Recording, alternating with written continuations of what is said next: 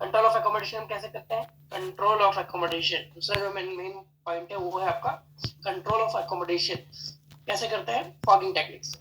Fogging technique में जैसे मैंने बताया था आपको कि अगर प्लस आपका AR आ रहा है +1, तो आपको +2.5 से चालू करना है, यानी 1.5 नंबर ज्यादा से चालू करना है और धीमे धीमे पावर को घटा रहा है और धीमे धीमे पेशेंट का विजन जैसे जैसे इम्प्रूव हो रहा है वैसे वैसे पावर को अनफॉग करते जाना है, पावर घटाते जाना है।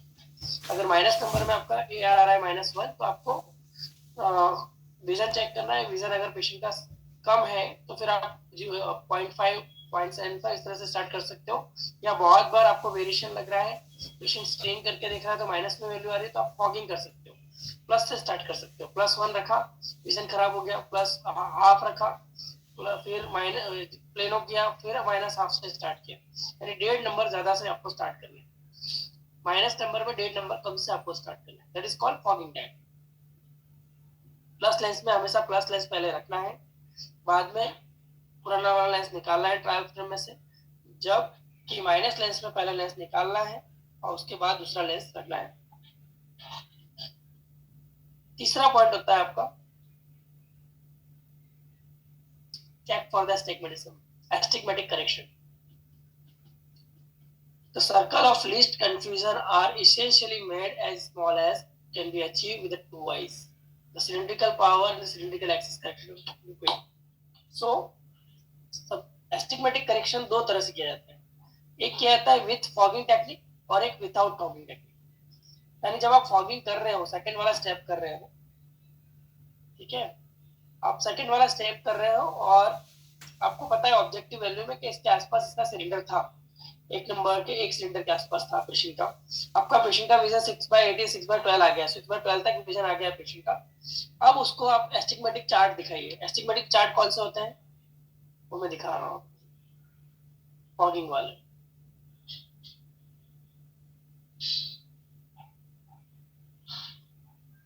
कल पढ़ा था ना क्लॉक डायल, ऐसा कुछ सुना था आपने?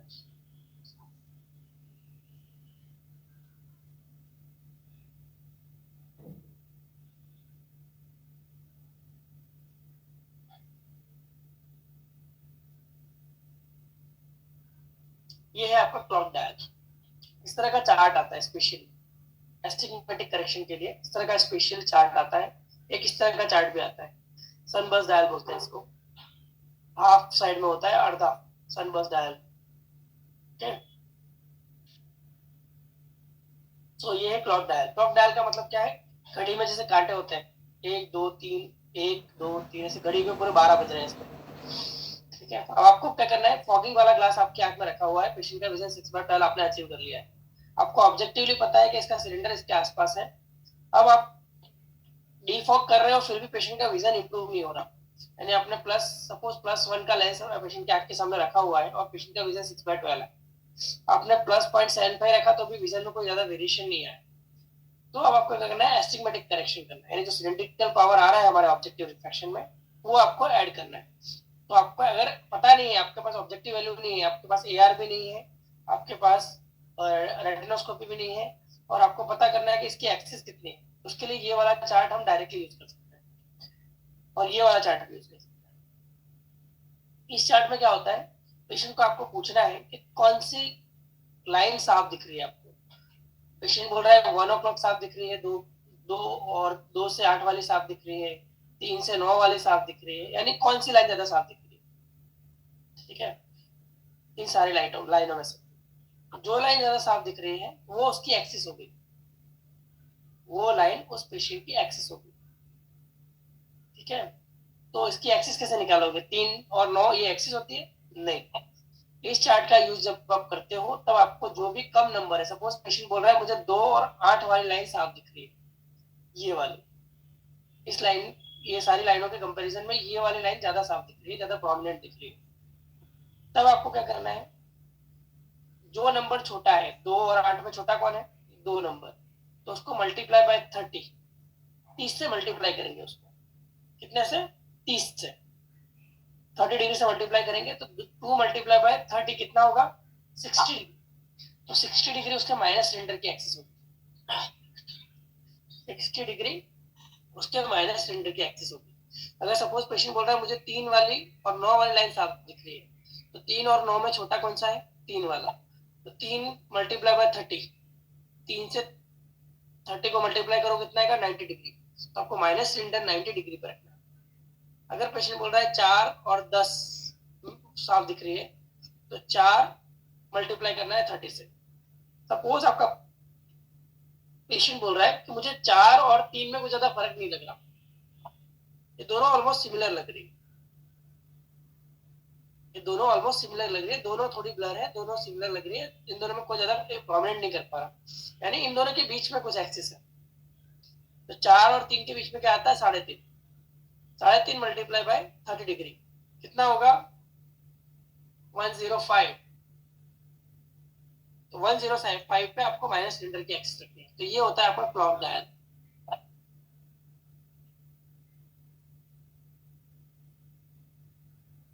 ये क्लॉक डायल बनाया है जिसने, उसने ये रूल बनाया है 30 डिग्री से क्यों मल्टीप्लाई करना है।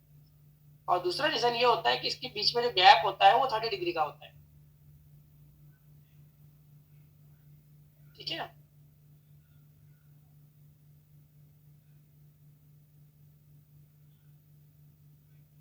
ये दो लाइन के बीच में गैप होता है वो 30 डिग्री का होता है। ये पूरा 360 डिग्री का व्हील पूरा रेडी हो गया। अगर 1 और 2 के बीच में साफ दिख रहा है तो 1.5 से मल्टीप्लाई करना है। 1.5 मल्टीप्लाई बाय 30 यानी कितना होगा? 45 डिग्री पे माइनस सिलेंडर की एक्सिस आएगी।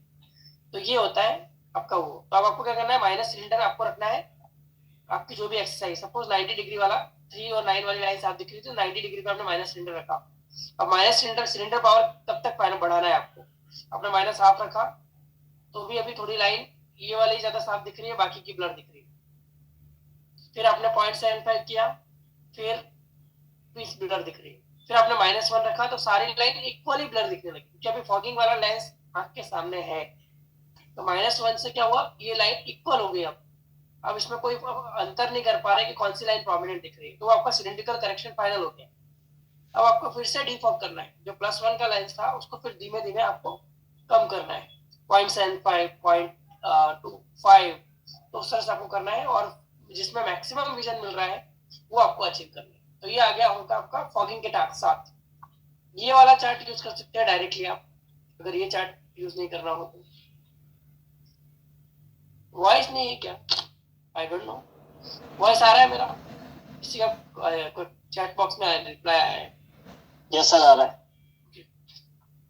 अगर ये वाला चार्ट आपको यूज करना है तो इसमें और सिंपल है। इसमें 2 डिग्री आप देख रहा है पेशेंट आपका, सपोज बोल रहा है ये वाली लाइन आप दिख रही है, तो उसका 90 डिग्री अपार्ट, उसकी अपोजिट डिग्री पे आपको 90 डिग्री पर सिलेंडर रखना है। सपोज 180 वाली लाइन आप दिख रही है तो आपको 90 डिग्री पे माइनस सिलेंडर की एक्सिस रखनी है। अगर पेशेंट बोल रहा है आपको ये वाली लाइन आप दिख रही है 60 वाली, तो 60 की 90 डिग्री प्लस करना है आपको, उस डिग्री पर रखनी है आपको। ठीक है, तो ये होता है आपका सनबर्स्ट डायल। ये है फॉगिंग के साथ वाले चार्ट। एक चार्ट ये क्लॉक डायल, एक है आपका सनबर्स्ट डायल। ये सब जनरली अब कोई यूज नहीं करता, but it is in your syllabus, तो आपको ये पता होना चाहिए कि इसमें किस तरह से किया जाता है। कभी अगर जरूरत पड़ गई तो आप कर सकते हैं इसका यूज।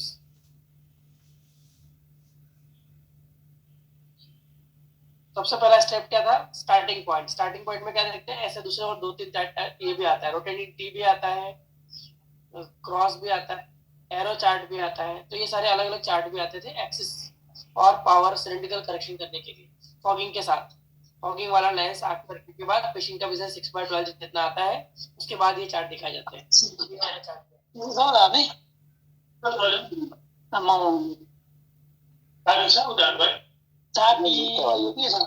फिर कोई एडमिट हो गया, बातें करनी है तो म्यूट हो गया।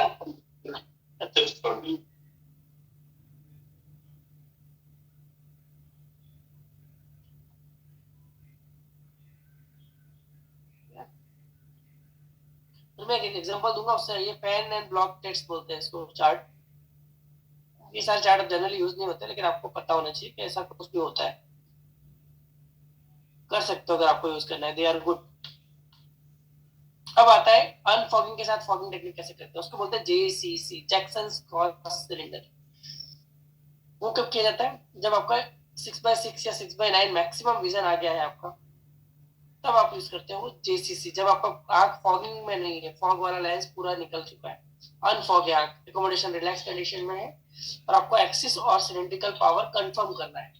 आपने जो एक्सिस निकाली क्लॉक डायल से, जो आपने सिलेंडर पावर दिया -1 सिलेंडर लास्ट एग्जांपल में, उसको अब आपको लास्ट में कंफर्म करना है 6/6 रीजन आने के बाद कि ये -1 ही है या 0.75 है या सवा है या इसकी एक्सिस 90 डिग्री है। और तो उसको कंफर्म करने के लिए जो चार्ट डिवाइस यूज होता है उसका नाम होता है जैक्सन्स क्रॉस सिलेंडर। जैक्सन्स क्रॉस सिलेंडर क्या होता है? It is a combination of to cylindrical powers, combination of to cylindrical powers. एक साइड प्लस सिलेंडर होता है, एक साइड माइनस सिलेंडर होता है। अभी वीडियो भी दिखाऊंगा आपको, इजीली बहुत फास्ट समझ में आ जाएगा। जैसे ये जैक्सन्स है, जैक्सन्स क्रॉस सिलेंडर, ये इसका हैंडल है। यहाँ ये रेड डॉट दिख रहे हैं आपको, ये ब्लैक दिख रहे होंगे, ब्लैक एंड व्हाइट है बुक हमारी इसलिए। तो ये ब्लैक डॉट जो दिख रहे हैं आपको, यहाँ माइनस सिलेंडर होता है, जो व्हाइट डॉट दिख रहे हैं आपको वहां प्लस सिलेंडर होता है। हमें क्या करना होता है, इससे हम एक्सिस और पावर को फाइनल कर सकते हैं। तो भी हमने करेक्शन दिया है, उसमें एक्सिस और सिलेंड्रिकल पावर कंफर्म है या नहीं, उसे कंफर्म करने के लिए हम जैक्सन्स क्रॉस सिलेंडर का यूज करते हैं। उसका प्रिंसिपल होता है circle of least confusion should be form on the outer limiting membrane of retina.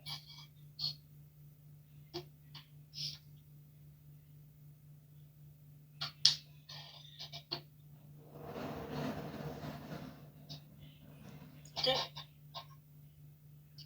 तो जब भी हमें एक्सेस फाइनल करने होते हैं तो बहुत पीछे आ जाए।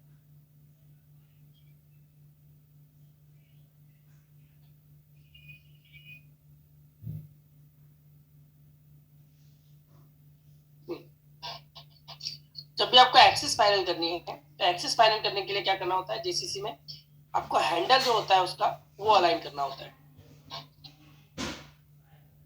Just move on to first slide, just a second.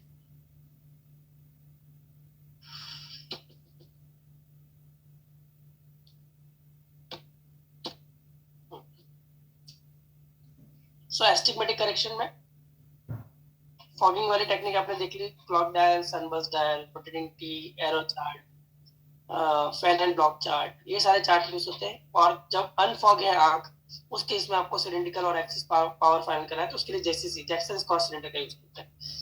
उसके बाद करते हैं monocular spherical endpoint, that is the circle of least confusion are especially brought to outer limiting membrane of the retina in the two eyes. The monocular spherical endpoint provide maximum visual acuity in the first determined or one eye. यानी maximum एक आंख का reflection यहाँ पे पूरा हो जाता है, एक आंख का रिफ्लेक्शन यहाँ पूरा हो जाता है ये वाले स्टेप पे, मोनोकुलर स्फेरिकल एंडपॉइंट। यानी इसमें क्या करना है, आपको दो क्रम टेस्ट करना है, दो क्रम चार्ट दिखाना है पेशेंट को, दो क्रम चार्ट दिखा के पेशेंट को पूछना है किस में साफ दिख रहा है, रेड वाली लाइन में साफ दिख रहा है या ग्रीन वाली लाइन में साफ दिख रहा है। तो वो पेशेंट अगर जो बोल रहा है मुझे रेड वाली लाइन में साफ दिख रहा है, तो आप माइनस नंबर थोड़ा सा बढ़ा सकते हैं, दोनों लाइन इक्वल दिखनी चाहिए। या मैं प्रीफर करता हूँ, मैक्सिमम लोग प्रीफर करते हैं कि माइनस नंबर में थोड़ा अंडर करेक्शन रहे तो चलता है। तो रेड लाइन बेटर दिख रही है तो चलेगा, या रेड और ग्रीन दोनों इक्वल दिख रही है तो चलेगा। लेकिन अगर ग्रीन ज्यादा साफ दिख रही है, इसका मतलब आपका पावर थोड़ा ओवर प्लस, ओवर आपने ओवर करेक्ट कर दिया माइनस नंबर, ठीक है, तो वो चीज नहीं करनी होती। तो वो आपका एक आंख का रिफ्लेक्शन हो गया। फिर सेम स्टेप दूसरे आंख के लिए, कंट्रोल ऑफ एकोमोडेशन, यानी उसको फॉगिंग करना है, यानी ऐसा नहीं कि एक आंख को फॉगिंग किया दूसरे को नहीं करोगे।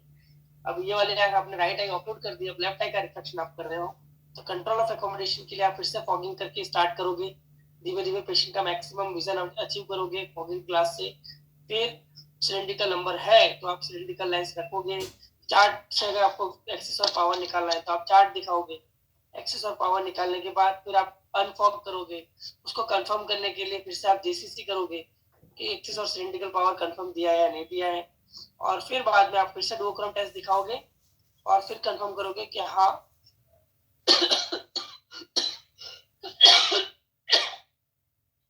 स्फेरिकल पावर मुझे इतना देना, ठीक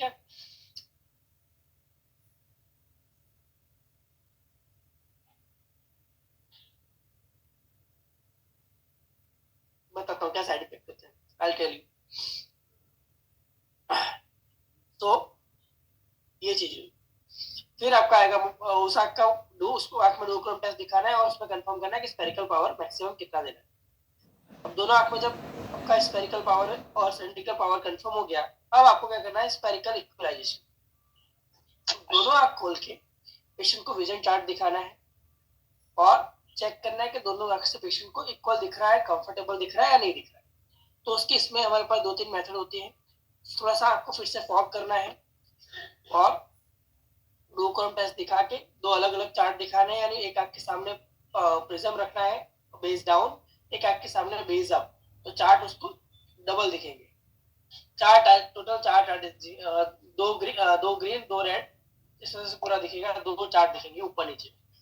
अब पेशेंट को पूछना है दोनों इक्वल है या नहीं है। दोनों चार्ट अगर इक्वल दिख रहे हैं तो कोई जरूरत नहीं है। अगर कुछ किसी में इम्बैलेंस है तो आपको उसमें स्फेरिकल पावर को चेंज करना है, सिलिंड्रिकल पावर को इस स्टेप के बाद चेंज करना होता नहीं है। ठीक है। Binocular spherical endpoint, the final spherical endpoint determined for the two eyes subsequently are represented by maximum plus, minimum minus, बराबर मैक्सिमम प्लस और मिनिमम माइनस से आप मैक्सिमम विजुअल एक्यूटी मिल रही है वो आपको देनी है। ठीक है। ये पूरा टोटल 6 स्टेप में रिफ्रैक्शन होता है। अगर ये सारे बुक के आप रिफ्रैक्शन के स्टेप फॉलो करोगे तो आपको कम से कम 15 से 20 मिनट एक पेशेंट का रिफ्रैक्शन करने में लगेगा। ठीक है। पहले आपने क्या किया, एआर लिया, रेटिनोस्कोपी की। रेटिनोस्कोपी की तो आपको टाइम ज्यादा लगेगा, रेटिनोस्कोपी करने में आपको 10-15 मिनट ಮೊಸರನ್ನ ಮೊಸರನ್ನ ಕೊಡ್ರಿ ಇದಾಗ ತೋರಿಲ್ಲ ಟಾಟಾ ಇತ್ತು ನೋಡ್ರಿ। रूपा कपूर, आप अनम्यूट हो चुके हो।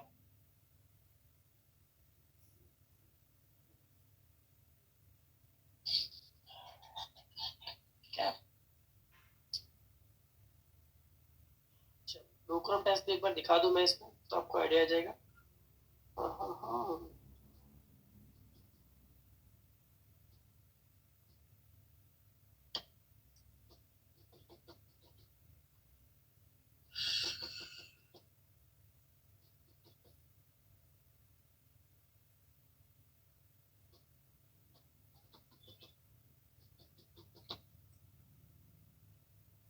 जेसीसी, रेटिनोस्कोपी, डुओक्रोम टेस्ट, ये है आपका डुओक्रोम टेस्ट।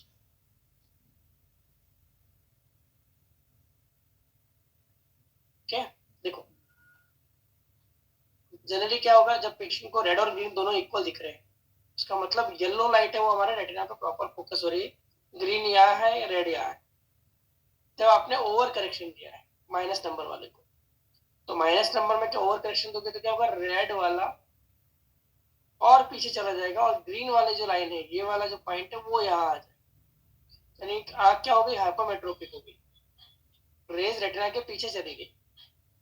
तो वो नहीं करना है। वो करेंगे तो क्या होगा, लेंस हमारा एकोमोडेशन करने का स्टार्ट कर देगा और आपको फिर एस्ट्रोनोमिक सिम्टम होगा ओवर करेक्शन में। आंख पे स्ट्रेन लगेगा, चीजें छोटी दिखाई देंगी, आंख में ओवर एकोमोडेशन होगा, जो रिलैक्स रहना चाहिए एकोमोडेशन वो एक्टिव रहेगा। तो वो ओवर करेक्शन से प्रॉब्लम होता है, हेडेक होगा, आई स्ट्रेन होगा, पेशेंट को चश्मा निकाल के फेंक देने की इच्छा होगी, कंफर्टेबल नहीं रहेगा। तो ये सारे प्रॉब्लम होते हैं ओवर करेक्शन में। ठीक है। सो हमें क्या करना है, जो येलो लाइन है उसे प्रॉपर आपके outer limiting membrane of retina पे रखना है, यानी रेड और ग्रीन दोनों इक्वल दिखने चाहिए। या व्हाट आई प्रेफर, जो मैं मेरी प्रैक्टिस में यूज करता हूँ डुओक्रोम टेस्ट करते समय, रेड थोड़ा बेटर दिख रहा है, ग्रीन थोड़ा धुंधला दिख रहा है, ओके चल जाएगा। लेकिन ग्रीन बिल्कुल नहीं दिख रहा है और रेड ही रेड दिख रहा है, इसका मतलब आपका अंडर करेक्शन है अभी माइनस नंबर में। तो आपको थोड़ा माइनस नंबर बढ़ाना है, फिर पूछना है कि दोनों में से आप कौन सा साफ दिख रहा है। सपोज आपने -3 रखा था और पेशेंट बोला था रेड क्लियर दिख रहा है, ग्रीन में कुछ नहीं दिख रहा। ग्रीन यानी कलर नहीं पूछना है पेशेंट को। जब भी आप पूछते तो उसको जो लेटर्स लिखे हुए वो पढ़ने का बोलिए, रेड कलर में पढ़िए और ग्रीन कलर में पढ़िए जिसमें कंफर्टेबली पढ़ पा रहे हो आप। तो रेड वाले में कंफर्टेबली पढ़ पा रहा है, ग्रीन वाले में एक भी लेटर उसको क्लियर नहीं दिख रहा। तो मैंने क्या किया, -3 की जगह -3.25 रखा। 3.25 रखने से क्या हुआ, पेशेंट को ग्रीन वाली लाइन में थोड़ा बहुत लेटर दिखने लगे, लेकिन रेड अभी भी बेटर दिख रहा है ग्रीन के कंपैरिजन में। लेकिन उसमें जो पहले बिल्कुल लेटर नहीं दिख रहे थे, अब लेटर उसको दिखने लगे। ठीक है। अब ये ऐसे पेशेंट ने बोला तो मैं क्या करूंगा, एक बार कंफर्म करने के लिए उसको 3.5 रखा मैंने, 3.5 रखा तो पेशेंट बोला मुझे ग्रीन क्लियर दिख रहा है, रेड ब्लर हो गया, तो मैं क्या करूंगा, वापस से मेरे 3.25 पे चला जाऊँ, यानी मैंने क्या किया, पेशेंट को ओवर करेक्शन नहीं दिया। तो ये हमारी मेथड होती है डुक्रोम टेस्ट। ओके, रेड का मतलब क्या है, ग्रीन का मतलब क्या है? सॉरी सर, आपको चार्ट दिखाना रहेगी। चार्ट दिखाया मैंने, आई थिंक नहीं दिखाया, आई डोंट नो। ये है आपका chart, this is called duochrome test, duochrome chart. ये हॉरिजॉन्टल भी होता है, वर्टिकल भी होता है, जैसे आपको करना है वैसे कर सकते हो, there is no issue. I generally prefer horizontal वाला, हॉरिजॉन्टल चार्ट में प्रेफर करता हूँ, मैं वर्टिकल वाला ज्यादा प्रेफर नहीं करता।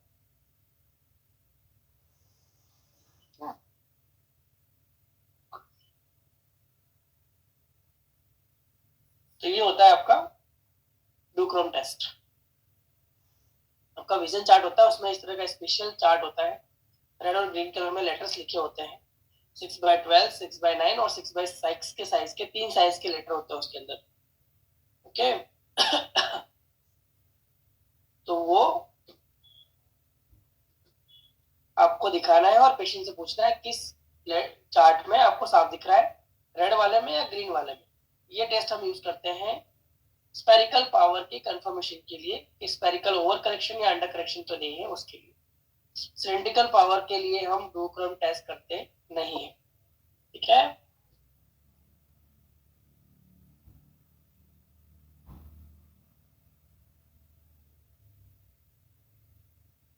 फॉरअप्टर है, ये जो पिक्चर आपने देखा वो फॉरअप्टर था, इसमें ट्रायल सेट की जरूरत नहीं पड़ती, सारे ट्रायल सेट पूरा उस लेवल में आ जाते हैं।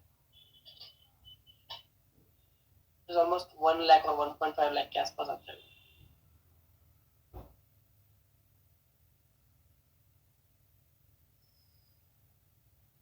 कुछ देख रहा था, वो मुझे मिल जाए तो मैं दिखा दूँ।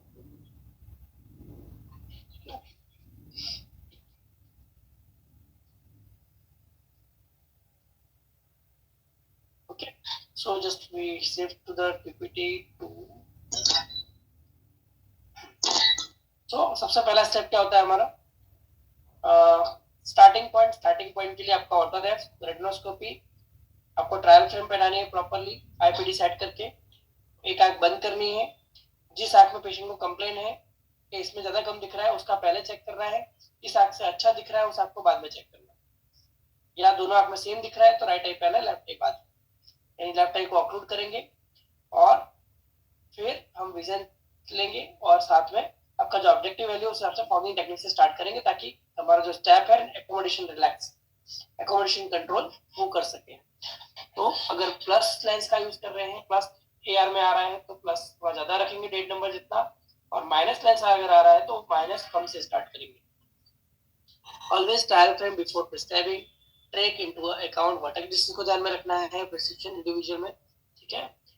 How to ensure accommodation is relax, कैसे करोगे आप अकोमोडेशन रिलैक्स कंडीशन में, यानी प्लस लेंस से फॉग करोगे आंख को, ensure the image is located in front of the retina, यानी आंख को आपने मायोपिक बना दिया, this causes the visual activity become verse. Accommodation जब फॉगिंग टेक्निक करोगे यानी आपको पेशेंट को बोलना है कि मैं कांच रखूंगा थोड़ा आपको ब्लर दिखेगा ज्यादा, जैसे जैसे क्लियर दिखने लगे वैसे वैसे आपको पढ़ना है, धीरे धीरे आपका विजन क्लियर होगा।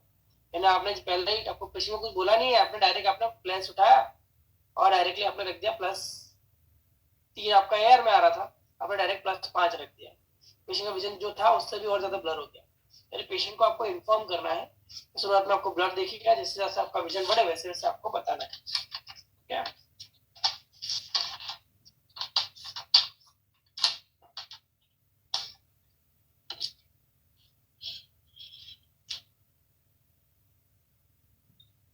हेलो, हाँ सर बोलिए।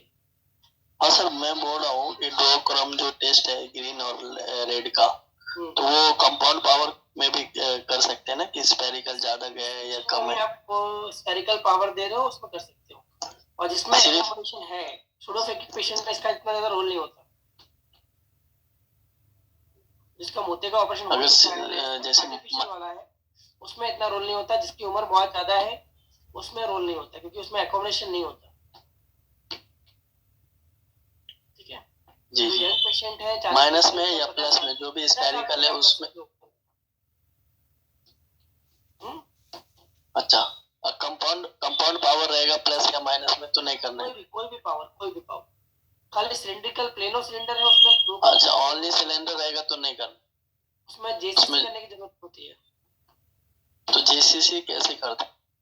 वो सब बता रहा हूँ मैं, सब बता रहा हूँ।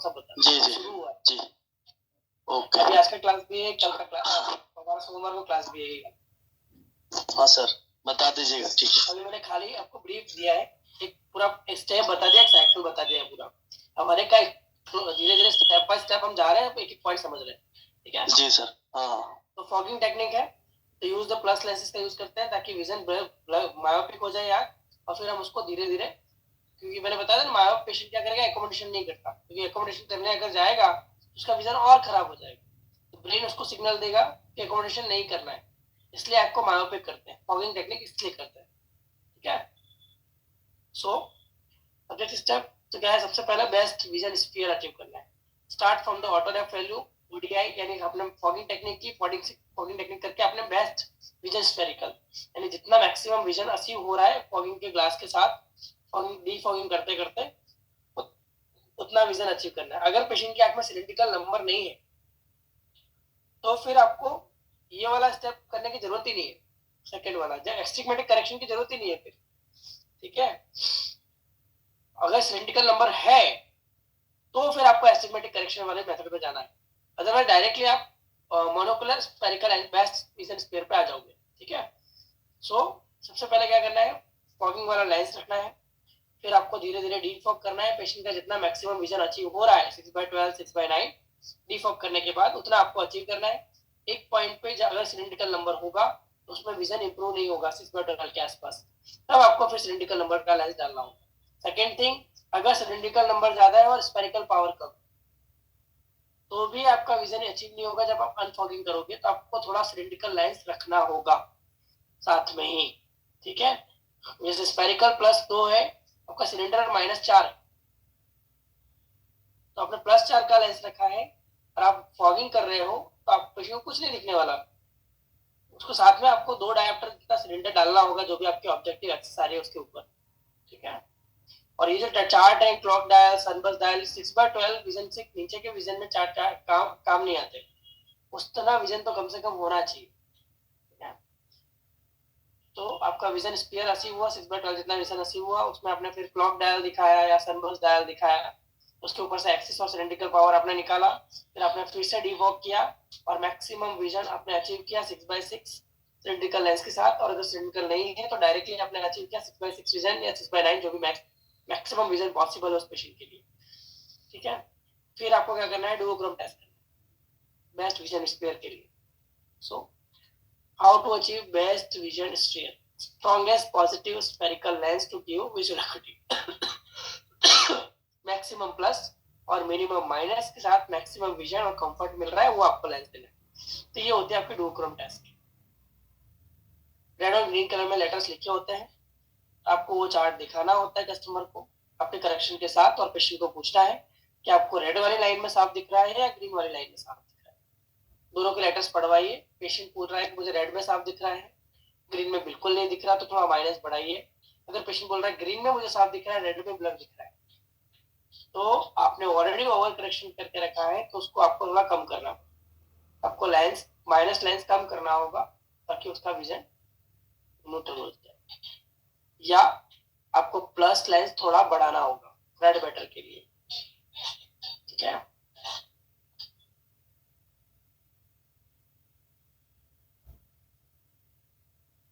सिक्स बाय सिक्स अगर पेशेंट का विजन आ रहा है तो 6/6 दिखाना है, 6/9 आ रहा है तो 6/9। पिनों से मैक्सिमम कितना इंप्रूव हो रहा है, 6/9 आ रहा है, 6/6 नहीं आ रहा है, वो नहीं आने वाला पिनों से भी अगर नहीं आ रहा है।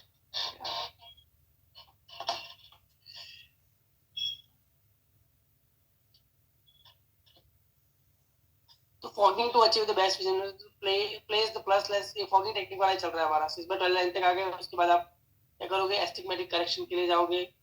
डुओक्रोम टेस्ट करने के लिए क्या करेंगे, इस तरह से पेशेंट को पूछेंगे कि किसमें ज्यादा साफ दिख रहा है। अगर ग्रीन लेटर साफ दिख रहे हैं तो +0.25 ऐड करेंगे, और रेड लेटर साफ दिख रहे हैं तो 0.25 ऐड करेंगे। फिर से सेम क्वेश्चन करेंगे, फिर पेशेंट का रिस्पॉन्स क्या आ रहा है उसके हिसाब से फिर प्लस लेंस और माइनस लेंस बढ़ाएंगे घटाएंगे। जिसमें मैक्सिमम पेशेंट को रेड और ग्रीन इक्वल दिख रहा है या रेड बेटर दिख रहा है, वो लेंस आपको देना है, ग्रीन बेटर नहीं देना है।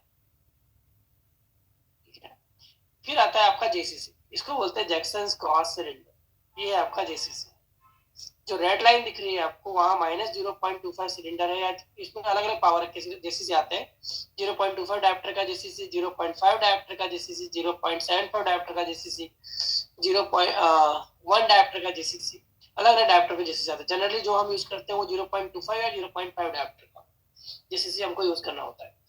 ठीक है, आपके पास है, अगर आप यूज करते हो तो बहुत अच्छी बात है, नहीं यूज करते हो तो कोई बात नहीं, लेकिन प्रोसीजर आपको पता होनी चाहिए कि सिलिंड्रिकल पावर और एक्सिस कैसे फाइनल करते हैं। तो वो करते हैं जैक्सन्स क्रॉस सिलेंडर से।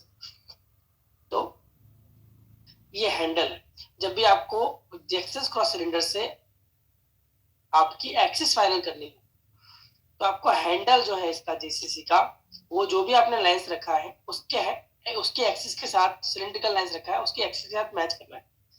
ऐसे देखो, determining the cylindrical axis, patient directed to observe the round target, align the dot with a trial lens of 180। यानी जो आपने ट्रायल लेंस रखा था, सपोज आपने -0.5 सिलेंडर रखा हुआ है ऑलरेडी, जब आपने सनबर्स्ट डायल से किया था या जैसे भी किया था, ऑब्जेक्टिव रिफ्लेक्शन में आपका आ रहा था 180 डिग्री। तो 180 डिग्री पे आपने -0.5 सिलेंडर रखा हुआ है। अब आपको क्या करना है, एक्सिस फाइनल करने की, इसकी 180 है या 5 डिग्री है या 175 है या 170 डिग्री है 10 डिग्री, उसको कंफर्म करने के लिए करना होगा जेसीसी का जो हैंडल है आपको इस तरह से पकड़ना है ट्रायल फ्रेम के सामने, कि ट्रायल फ्रेम का कांच के सामने ये कांच आए और हैंडल उसकी एक्सिस से मैच हो जाए।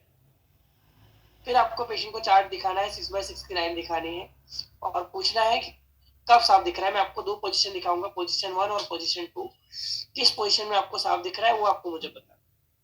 ठीक है, अब आप क्या करोगे, आपने जेसीसी अलाइन कर दिया, फिर आप विजन लो की चेक करोगे, इसमें साफ दिख रहा है, फिर आप जेसीसी का लेंस घुमा दोगे, इसको घुमा दोगे, जस्ट रोटेट कर दोगे आप, तो क्या होगा, व्यू 1 में ऐसा सीन था, माइनस सिलेंडर यहाँ आ रहा था, अब माइनस सिलेंडर की एक्सिस यहाँ आ रही, आपने खाली उसको घुमा दिया। फिर पेशेंट को पूछना है किस पोजीशन में साफ दिख रहा है। पेशेंट ने अगर बोला कि मुझे पोजीशन 2 में साफ दिख रहा है, पोजीशन 2 में साफ दिख रहा है, उसका मतलब है आपको,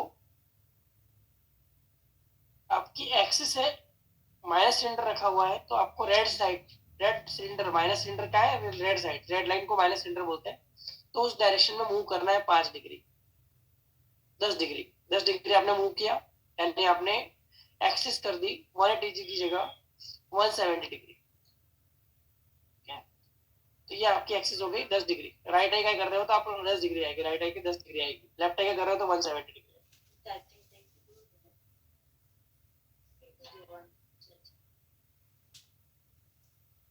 जब चाल तो नहीं आता तो ये इसका क्या हो, मन का बंद मन नहीं चालू ना, तो नहीं कहियो, और लेक्चर चालू से डिस्टर्ब ना करो। हाँ बराबर, मैं खाली पूछूं। तो जब आपने पेशेंट को पूछा था 180 डिग्री पे, तब पेशेंट ने ये वाला रिस्पांस दिया कि पेशेंट 1 में साफ दिख रहा है, तो आपका लेंस इस डायरेक्शन में था, यहाँ पे आपने एक्सिस स्टार्ट की, इस डायरेक्शन में मूव किया। अगर पोजीशन 2 में बोला होता तो आपने लेंस को इस डायरेक्शन में मूव किया होता। ठीक है, तो 10 डिग्री आपने यहाँ पे घुमाया, फिर से आपको क्या करना है, इसके हैंडल को अब 10 डिग्री पर रखना है, इसके साथ मैच करना है, और फिर से व्यू 1 और व्यू 2, पोजीशन 1 और पोजीशन 2 दोनों पूछनी है, और उसके रिस्पॉन्स के हिसाब से आपको एक्सिस को मूव करना है। अब पेशेंट का आपने व्यू 2 में, पेशेंट बोल रहा है व्यू 2 में साफ दिख रहा है, patient is directed towards around the line dot, trial lens axis is 170 degree, 170 degree पे अपना लाइन किया है, और अब पेशेंट को आप पूछ रहे हो, तो पेशेंट क्या बोल रहा है कि मुझे पोजीशन 2 में साफ दिख रहा है, तो आपकी एक्सिस क्या आई, इन दोनों के बीच की। ठीक है, पोजीशन 2 में पेशेंट को साफ दिखा, तो एक्सिस आ गई पोजीशन 2 में यहाँ 5 डिग्री।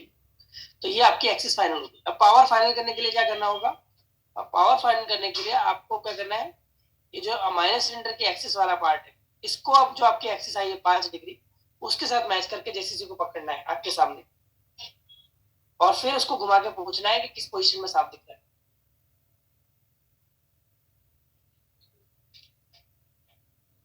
इस पोजीशन में साफ दिख रहा है या इस पोजीशन में साफ दिख रहा है, खाली आपको घुमाना है, हैंडल घुमाओगे तो ऑटोमेटिक ये चीज चेंज हो जाएगी। इसको अलाइन किया तो ये लाइन सामने आ गया, और इसको अलाइन और फ्लिप किया तो ये वाली डायरेक्शन सामने आ गई, प्लस सिलेंडर वाली। अब पेशेंट बोल रहा है कि मुझे माइनस वाली साइड में ज्यादा साफ दिख रहा है, यानी व्यू 1 में साफ दिख रहा है। आपने सपोज -0.5 रखा था, तो आप 0.25 से जेसीसी का यूज कर रहे हो, 0.25 डायरेक्टर का जेसीसी यूज कर रहे हो, तो आपको क्या करना होगा, 0.25 डायरेक्टर जेसीसी सिलेंडर पावर बढ़ाना होगा।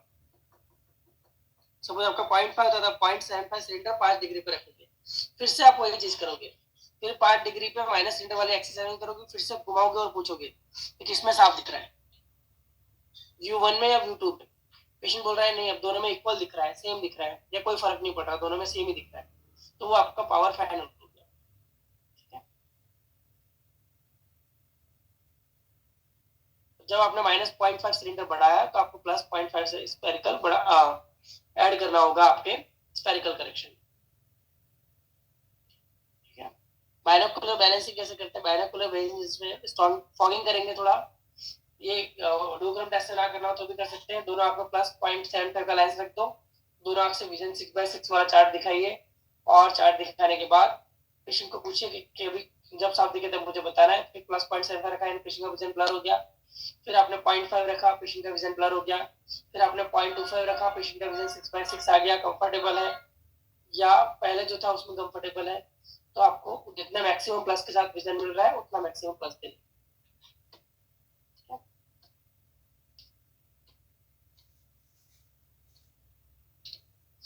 फिर आपको एडिशन पावर देना होता है, आपका रीडिंग के एडिशन के हिसाब से, आपके एज के हिसाब से, एक बार आपका डिस्टेंस का पावर हो जाए उसके बाद। ये आपके इंस्ट्रूमेंट है, कौन कौन से चाहिए आपको, ट्रायल सेट चाहिए, फोरोप्टर चाहिए। ठीक है, फोरोप्टर के बारे में बताया गया, इसकी डिटेल में आपको जाने की जरूरत नहीं।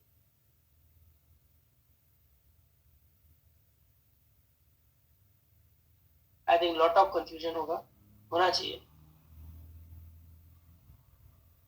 किसी को कोई क्वेश्चन समझ में आया, नहीं आया, सब कुछ आंसर गया?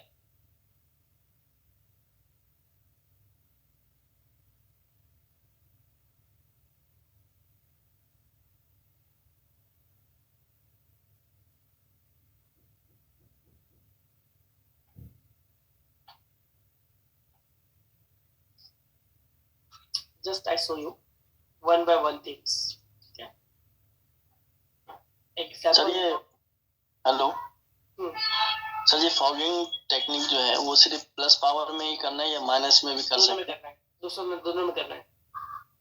तो आप तो बोले थे कि माइनस में, जैसे अगर समझो माइनस में 4 है तो अपने को नीचे से ऊपर जाना है ना? तो वो फॉगिंग हो गया ना भैया। अच्छा, वो फॉगिंग, हाँ हाँ, जी जी। अब मैं एग्जांपल दे रहा हूँ आपको। आपके पास पेशेंट आया है, आपने उसका एआर लिया, एआर आ रहा है राइट आई में -2, स्पेरिकल के साथ -1 सिलेंडर, एक्सिस है आपकी 70 डिग्री। ठीक है, लेफ्ट आई में करेक्शन आ रहा है, मैं एग्जांपल ले रहा हूँ, जिसमें मैं प्लस का पावर लेता हूँ, +1 के साथ -+1, एक्सिस है आपकी 160 डिग्री। ये आपकी एआर की वैल्यू है। तो आपको रिफ्लेक्शन करना है। सपोज आपने राइट आई को पहले लिया जी, पेशेंट की एज भी लिख देता हूँ मैं साइड में। एज है पेशेंट की, एज 30 इयर्स, 30 साल का है। ठीक है, हिस्ट्री में कुछ नहीं है, हिस्ट्री सब कुछ नॉर्मल है पेशेंट की। आपके पास स्टार्टिंग पॉइंट आ गया है, यानी आपके पास एआर की वैल्यू है राइट आई या लेफ्ट आई की, और आपने पीजीपी देखा तो भी और नंबर इसके ऑलमोस्ट आसपास था, और आपने अब ट्रायल फ्रेम पहना दी है। आपने अब राइट आई का रिफ्लेक्शन करना है, इसलिए लेफ्ट आई को ऑक्लूड कर दिया, लेफ्ट आई में ऑक्लूडर रख दिया है। राइट आई में अब आपको लेंस रखना है, पहला लेंस। पेशेंट को 6/60 का टारगेट दिखाया है आपने, पहला सबसे बड़ा चार्ट का। अब कौन सा लेंस डालोगे सबसे पहले? -2 है, 30 साल की एज, तो पेशेंट का विजन हम चेक करेंगे पहले। पेशेंट का विजन आपने चेक किया, 6/60 वाला टारगेट दिख रहा है लेकिन ब्लर दिख रहा है, एकदम ब्लर दिख रहा है। तो आप क्या करोगे, -0.5 का लेंस डाला आपने, सॉरी -0.5 आधे डायप्टर का स्फेरिकल लेंस डाला, SPH। पेशेंट का विजन थोड़ा इंप्रूव हुआ, 6/36 आया। फिर आपने क्या किया, -1 डाला, क्योंकि इतना ही विजन इंप्रूव हुआ है, 6/36 आया है, ज्यादा नहीं आया, तो मैं डायरेक्टली -1 पे चला जाऊंगा। विजन बढ़ा पेशेंट का, 6/18 आ गया, 18 आया लेकिन डिस्कम्फर्ट है, क्लियर नहीं दिख रहा उसको, ब्लर दिख रहा है। 18 पार्ट्स लिख लो, चलो ठीक है। अब आपने 1.25 किया, -1.25 किया, पेशेंट का विजन बढ़ के 6/12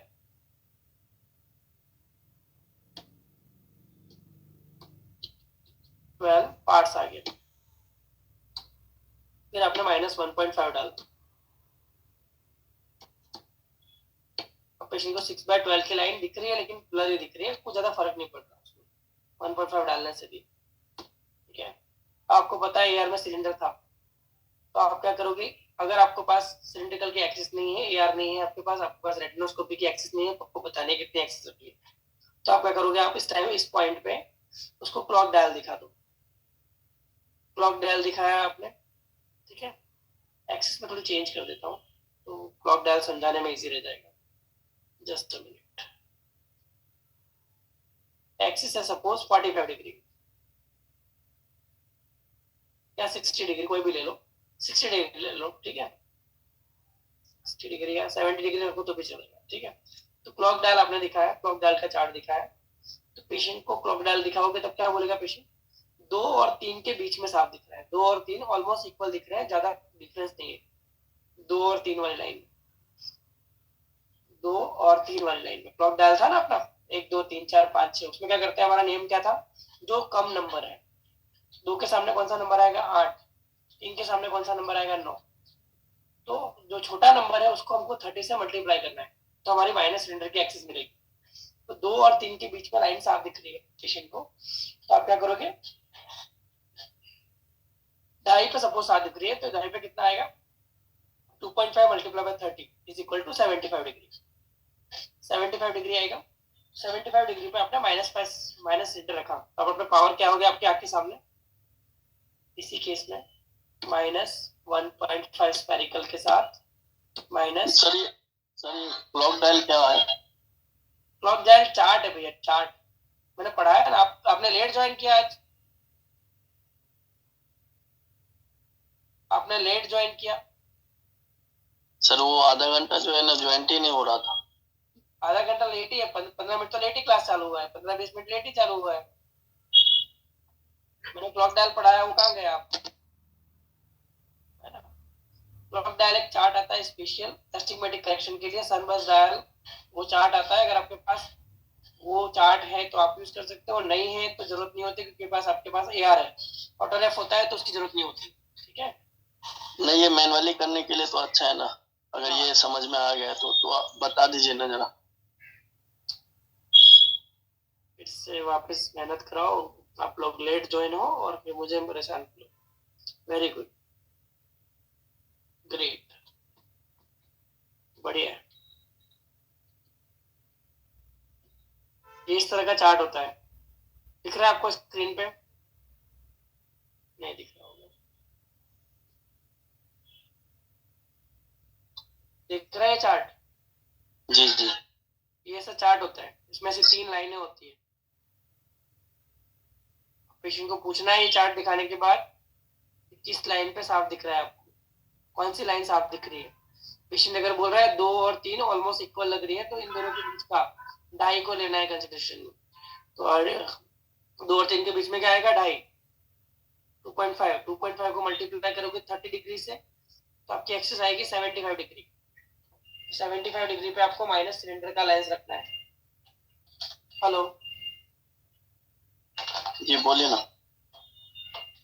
हेलो, वहां से फोन उपाड़ो ना, 75 डिग्री पे आपको लेंस रखना है, माइनस का -0.5 रखा आपने। फिर पूछा कि अब अभी भी कौन सी लाइन साफ दिख रही है, बोल रहा है कि नहीं अभी भी ये दोनों ही ज्यादा साफ दिख रही है, लेकिन पहले से थोड़ा ऑलमोस्ट इनके मैचिंग में आ गया। फिर आपने 0.75 रखा, 0.75 रखा तो वो ऑलमोस्ट सारे लाइन्स इक्वल दिखने लगी। अब कोई फर्क नहीं पड़ रहा कि कौन सी लाइन साफ है कौन सी लाइन ब्लर है।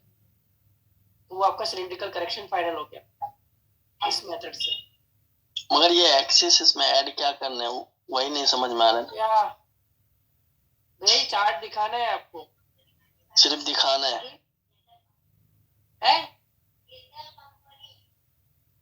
एयरटेल कंपनी 5 वाग्या પછી फोन करो।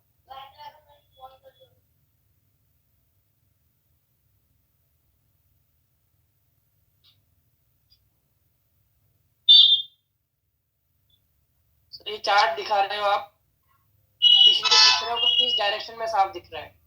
जो भी डायरेक्शन में साफ दिख रहा है तो 2 और 8 दोनों सेम ही डायरेक्शन में है ना जी।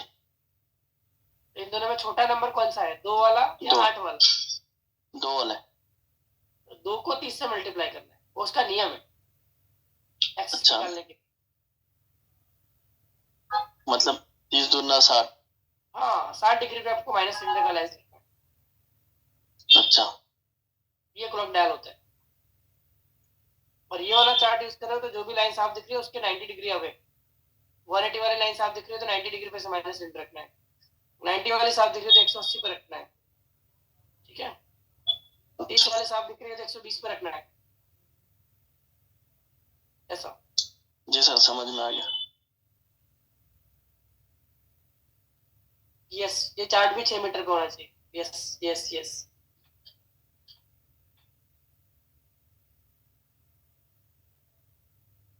चलो जहां थे वापस वहां आ जाए।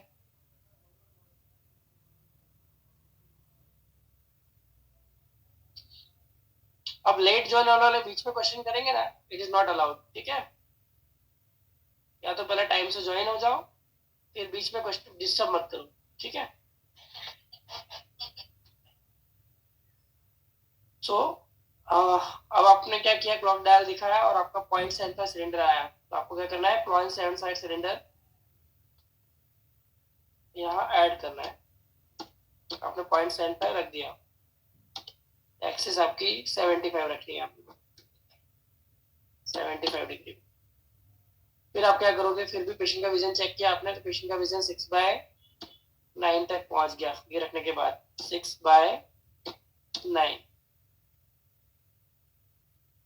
अब पेशेंट का विजन कितना आ रहा है, 6/9 आ रहा है।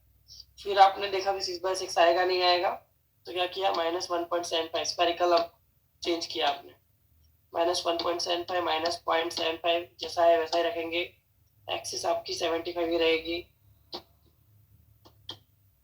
पेशेंट का विजन आया, इंप्रूव हुआ, 6/6 आ गया। चलो 6/6 आ गया, ये आपको मिल गया। अब आपको कंफर्म करना हो कि ये 1.75 आएगा, 1.5 आएगा या -2 आएगा, तो उसको लिए आप क्या करोगे, आप डू क्रॉम टेस्ट दिखाओगे। डू वो क्रॉम टेस्ट। डू क्रॉम टेस्ट क्या होता है, रेड और ग्रीन वाली, इसमें स्पेलिंग गलत है तो चलेगा, देख लेना आप। Do क्रॉम test. सो इसमें रेड और ग्रीन वाला चार्ट दिखाओगे आप। रेड कलर और ग्रीन कलर में लेटर लिखे होते हैं आपके चार्ट में, जिनके पास है और उनके पास ठीक है, जिनके पास नहीं है नॉट टू वरी, आपको चिंता करने की जरूरत नहीं है। जिसके पास हो मैं बताता हूँ। पेशेंट को पूछना है 6/6 वाली लाइन में कि आपको अभी अक्सर बड़े और साफ दिख रहे हैं या 1.75 की जगह 1.5 करके देखो, इसमें बड़ा और साफ नजदीक लग रहा है, या -2 करके देखो, इसमें बड़ा और साफ दिख रहा है, या पहले वाले। तो आपको पूछना पड़ेगा, पेशेंट के रिस्पॉन्स के ऊपर डिपेंड रहोगे। डू क्रॉम टेस्ट भी सब्जेक्टिव टेस्ट है, उसमें रेड कलर और ग्रीन कलर की 2 लाइन होती है, रेड कलर और ग्रीन कलर। ये चार्ट आप दिखाओगे पेशेंट को, पूछोगे कि किसमें साफ दिख रहा है, ये वाले करेक्शन के साथ। राइट आई की बात कर रहे हैं अभी हम, लेफ्ट आई ऑक्लूड है, अभी लेफ्ट आई खुली भी नहीं है, ठीक है। तो पेशेंट बोल रहा है मुझे रेड में ब्लर दिख, रेड में साफ दिख रहा है, ग्रीन बिल्कुल नहीं दिख रहा। तो आप क्या करोगे, आप -1.75 की जगह 0.25 स्पेरिकल और बढ़ाओगे, यानी -2 करोगे। आपने क्या कर दिया, पावर क्या रखा है, अगर रेड बेटर था तो -2 कर दिया, -2 के साथ -0.75 सिलेंडर, एक्सिस 75 है, ठीक है। अब आपने पूछा कि अब कौन सी लाइन साफ दिख रही है, रेड वाली या ग्रीन वाली। पेशेंट बोल रहा है कि अब मुझे ग्रीन वाली साफ दिख रही है, तो आपको वापस से 1.75 पे जाना होगा। अगर बोल रहा है पेशेंट ग्रीन और रेड दोनों साफ दिख रही है, दोनों इक्वल दिख रही है, तो ये आपका -2 बराबर अभी इस पॉइंट पे, ठीक है। फिर आपको डाउट जा रहा है कि बोल रहा है नहीं थोड़ा अभी और मजा नहीं आ रहा, डिस्कम्फर्ट लग रहा है, तो आपको डाउट जा रहा है, तो आपको करना है, अगर इसकी सिलेंड्रिकल पावर कंफर्म करना है तो क्या बात अनफॉग हो चुकी है, उसमें फॉगिंग का कोई लेंस नहीं है, क्योंकि आपका विजन 6/6 आ गया है, यानी अनफॉग हो चुकी है। तो आप इसमें क्या कर सकते हो, जेसीसी कर सकते हो। तो जेसीसी करने के लिए क्या होता है स्टेप, जेसीसी करने के लिए क्या करेंगे, आपका ये जो सिलेंडर रखा है 75 डिग्री पे, 75 डिग्री पे रखा हुआ है, आपको एक्सिस फाइनल करनी है पहले। तो आपका जो जेसीसी का हैंडल है, जेसीसी का हैंडल को आपको 75 डिग्री पे रखना है, यानी जो आपकी एक्सिस है 75 डिग्री उसके साथ मैच करना है हैंडल को, हैंडल एट एक्सिस।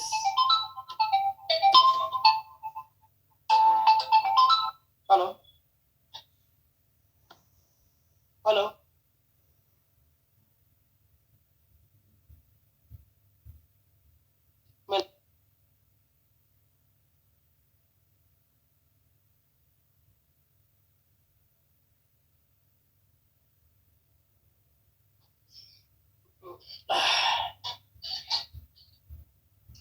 सो उस पे एक्सिस रखनी है आपकी, 75 डिग्री पे हैंडल को अलाइन करना है। हैंडल आप अलाइन करोगे जेसीसी का, मैं इसकी वीडियोस दिखाऊंगा तो जल्दी क्लियर हो जाएगा, लेकिन समझ लो, अभी थियरी समझ लो तो वीडियो फटाफट आपको समझ में आएगी। तो जब एक्सिस आप लिखाओगे, एक्सिस पे रखोगे, ओके, 75 डिग्री पे, फिर आप एक पोजीशन पे घुमाओगे लेंस, जिससे खाली घुमाना है उसी पोजीशन में 75 डिग्री पे। पेशेंट बोल रहा है कि मुझे पोजीशन 1 में साफ दिखा, तो आपका माइनस सिलेंडर के हैंडल के पास माइनस सिलेंडर रेड वाली लाइन थी, तो आपको माइनस सिलेंडर आपका रेड वाली लाइन की तरफ मूव कर रहा है 10 डिग्री। 10 डिग्री आपने मूव किया, तो सपोज वो एक्सरसाइज रोटेट करने के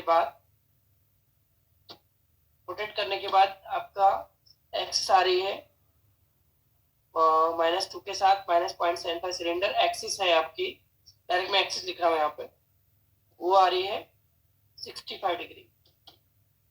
फिर आपने क्या किया, 65 डिग्री पे हैंडल रखा, फिर आपको क्या करना पड़ेगा, हैंडल 65 पे लाना पड़ेगा, हैंडल @65, जेसीसी का हैंडल, जेसीसी का जो पकड़ने का है वो डंडा, वो आपको 65 डिग्री पे रखना है, फिर से घुमाना है और पूछना है कि कब साफ दिख रहा है।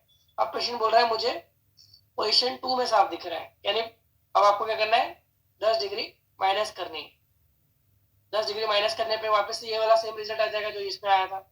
और क्या करेंगे, इन दोनों के बीच की एक्सिस रख देंगे @70 डिग्री, तो हमारी जेसीसी से क्या एक्सिस मिल गई, जेसीसी करने के बाद एक्सिस जो आई वो हमारी आई, एक्सिस आई हमारी 70 डिग्री। तो आपका राइट आई का पावर अभी हुआ -2 के साथ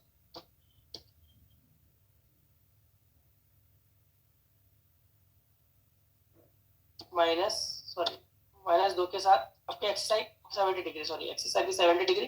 पावर फाइनल करना है, पावर फाइनल करने के लिए एक मिनट इसको नीचे नहीं ला सकते, नहीं ला सकते, तो ये एक्सिस आ गई 70 डिग्री, तो आपका राइट आई के सामने जो पावर हो गया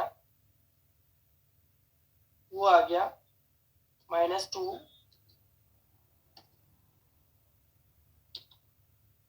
at 0.75 at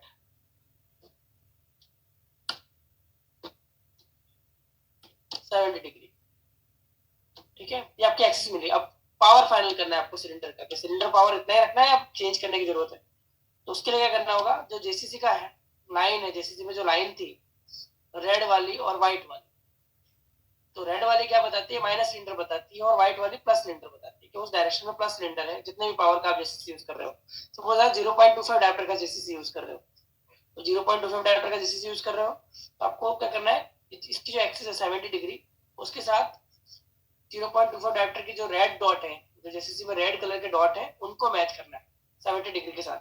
एक्सिस के लिए हैंडल को मैच करना है, पावर के लिए एक्सिस को मैच करना है, जो लाइन बनी होती है जिस पे उसको मैच करना है। उसको आपने मैच किया, 70 डिग्री पर रखा, फिर दोनों पोजीशन में दिखाया, पूछा किसमें साफ दिख रहा है किसमें कम दिख रहा है, पेशेंट बोल रहा है दोनों में सेम दिख रहा है, तो आपका पावर ये हो गया फाइनल सिलेंडर का। अगर बोल रहा है व्हाइट डॉट सामने आ रहा है तब कि अब मुझे साफ दिख रहा है तो 0.25 डायोप्टर सिलेंडर कम करना है। अगर रेड वाले डॉट के सामने आ रहा है एक्सिस पे तब साफ दिख रहा है तो आपको 0.25 डायोप्टर सिलेंडर बढ़ाना है। ठीक है, तो ये होता है जिस ये एक आंख का हो गया आपका पूरा पावर। ठीक है, राइट आई का पावर ये आ गया। अब बात करते हैं लेफ्ट आई की। मैं थोड़ा इसको रब कर दूं।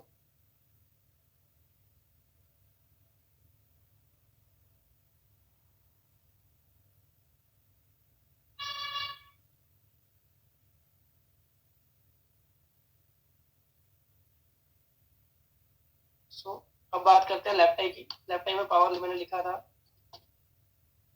+1 के साथ +1, एक्सिस है आपकी 160।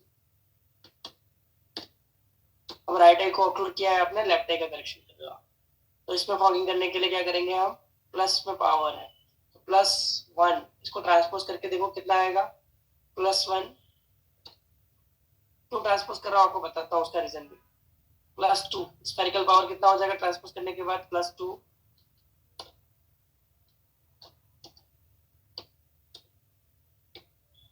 -1, एक्सिस आपकी 70 डिग्री।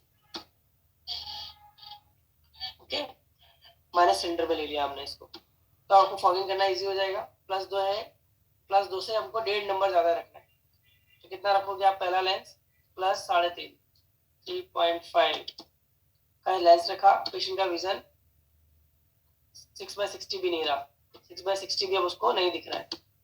फिर आपने क्या किया, +3 किया। पेशेंट को 6/60 का टारगेट थोड़ा बहुत दिखना चालू हुआ। फिर 2.5 किया। विजन कम है इसलिए मैं 0.5 के स्टेप में जा रहा हूँ। जब विजन अच्छा होगा, 6/9 होगा या 6/12 होगा, तब मैं 0.25 डायोप्टर के स्टेप में जाऊंगा, क्योंकि हमको 6/6 तक जाना है। अभी 6/60 पे हम खेल रहे हैं। ठीक है, 2.5 किया तो पेशेंट का विजन इंप्रूव होकर कहाँ तक आ गया, 6/18 तक, 6/18 विजन आ गया। प्लस 2.25 किया, 2.25 किया तो पेशेंट का विजन 6/12 पार्ट्स आ गया।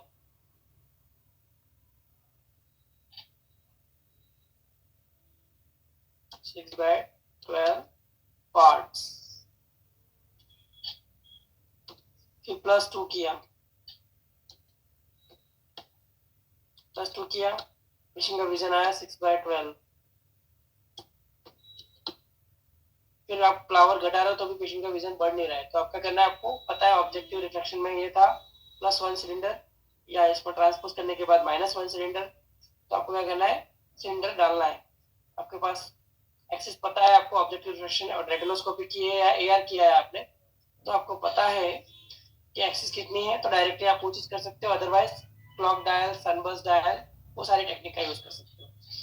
तो आपको पता है कि कितनी एक्सिस है, तो उस हिसाब से आपको सिलिंड्रिकल पावर डालना है और पेशेंट को पूछना है कि कब तक इक्वल नहीं दिख रहा।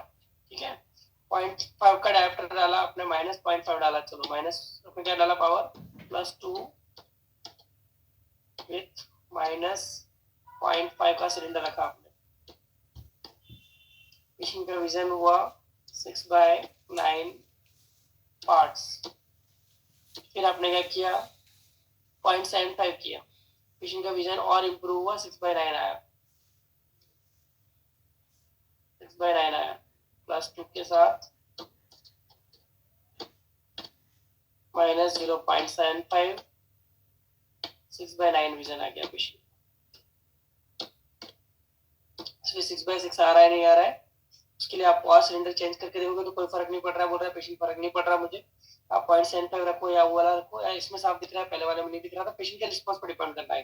ठीक है, तो वो आप बेटर करते हो, जानते हो आप कैसे करना है, इसमें अच्छा दिख रहा है पहले वाले में अच्छा दिख रहा है, तो फिर आप क्या करोगे, प्लस पावर को और थोड़ा कम करके देखोगे, +1.75 रखा आपने, रखा, पेशेंट का विजन 6/9 से इम्प्रूव हो ही नहीं रहा है। आपने पिनहोल डाला, पिनहोल से चेक किया, पिनहोल से विजन चेक किया तो वो मैक्सिमम विजन उससे इम्प्रूव हो नहीं रहा है। ठीक है, तो आपका जो मैक्सिमम विजन आया वो ये आया, +1.75 जाने दो। फिर आपके पास अगर डोक्रम टेस्ट है तो आप डायरेक्टली डोक्रम टेस्ट दिखाओ पेशेंट को और पूछो किसमें साफ दिख रहा है, रेड वाले में या ग्रीन वाले में। पेशेंट अगर बोल रहा है कि मुझे रेड वाले में साफ दिख रहा है, इसका मतलब आप माइनस पावर बढ़ा सकते हो, यानी 1.75 ऐड कर सकते हो, तो 1.75 पे जा सकते हो। 1.75 आपने लिखा तो वो बोल रहा है ग्रीन साफ दिखने लगा, रेड खराब हो गया, तो आपको क्या करना पड़ेगा, वापस से उस पर आना है और पेशेंट को पूछना है किसमें बड़ा और साफ दिखता है, +2 में बड़ा और साफ दिखता है या +1.75 में बड़ा और साफ दिखता है, तो वो चीज आपको बतानी है। इस तरह से आपको हमारा रिफ्रेशन करना है।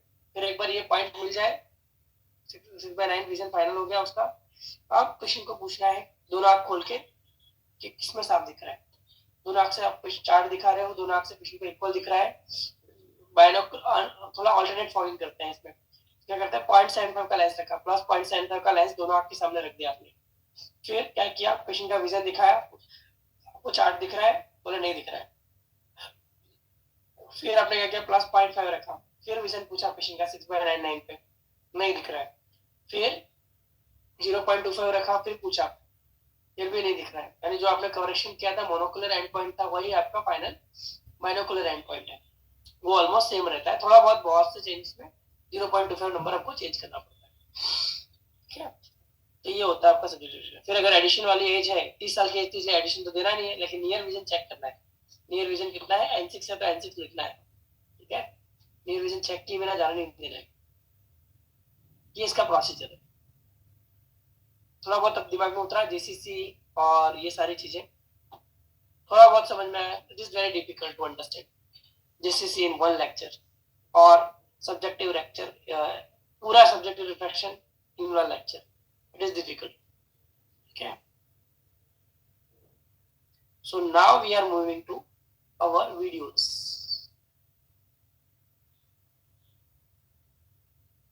देखिए स्टेप समझ में आ गए ना कि किस तरह से स्टेप होते हैं इस रिफ्लेक्शन के, that is more than enough. उतना आ गया तो ठीक है, तो फिर अब उस आगे के वाक्य रिवीजन में समझ में आ जाएगा।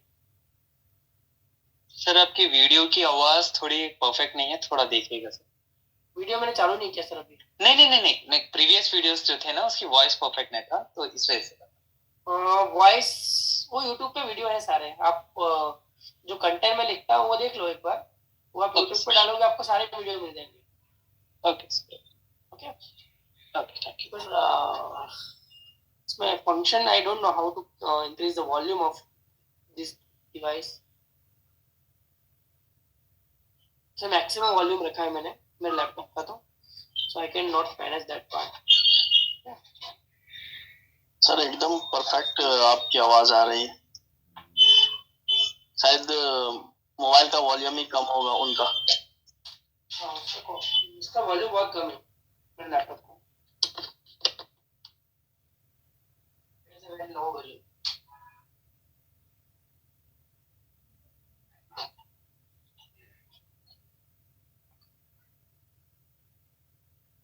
रेटिनोस्कोपी पढ़ना है या वीडियो देखना डायरेक्टली? एक 5 मिनट का टॉपिक है रेटिनोस्कोपी, वो ले लेता हूँ, फटाफट हो जाएगा। ठीक है जी 10 मिनट का टॉपिक है,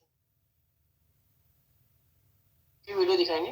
फिर मंडे भी हमारा वही सेम लेक्चर है, ये वाला सेम टॉपिक है, so we will discuss and see the videos more. Okay, retinoscopy उस दिन लूँ मैं, बोलिए। नहीं वो पढ़ा दीजिए ना, रेटिनोस्कोपी डिटेल में पढ़ाइएगा। ठीक है, जैसा आप कंफर्ट है। so we will go with the retinoscopy videos, we will see in next class. Okay, लेकिन जेसीसी एक बार पढ़ना, वीडियोस देखना, उसका तो आइडिया आ जाएगा आपको।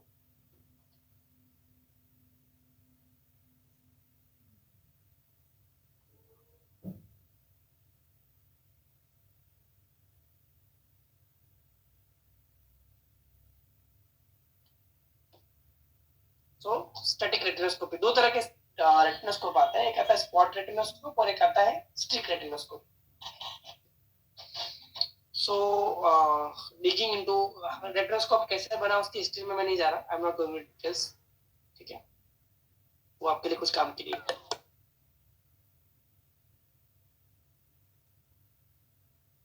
रेटिनोस्कोपी क्यों करते हैं? रेटिनोस्कोपी है objective method of measuring the optical power of eye. आंख के पावर को ऑब्जेक्टिवली मेजर करने की डिवाइस है। Reduces the refractive time, refraction के टाइम को बचाती है, जो आपको ऑब्जेक्टिव वैल्यू मिल जाती है। Minimises decision of patient, patient के डिसीजन को मिनिमाइज करती है। यानी पीडियाट्रिक पेशेंट होते हैं, बच्चे होते हैं, मैक्सिमम आई डू रेटिनोस्कोपी, मैं बहुत रेटिनोस्कोपी करता हूँ। ठीक है, पीडियाट्रिक पेशेंट में पेशेंट बोल भी रहा है फिर भी मैं रेटिनोस्कोपी करके एक बार कंफर्म करता हूँ कि इसने सही रिस्पॉन्स दिया या नहीं दिया। Okay, extremely important when communication is difficult, children, infants, retarded, deaf person हो, mentally retarded हो, foreigners हो, जिसको लैंग्वेज समझ में नहीं आ रही हो, उन केस में रेटिनोस्कोपी आपका बेस्ट इंस्ट्रूमेंट। लेकिन रेटिनोस्कोपी को अभी मैक्सिमम केस में एआर ने रिप्लेस कर दिया है। अरे एआर से आप एआर में उससे जल्दी भी रिजल्ट मिलता है, लेकिन ऑटोग्राफ की वैल्यू को हम इतना रिलाई नहीं करते एज ऑप्टोमेट्रिस्ट, और we are more prefer retinoscopy.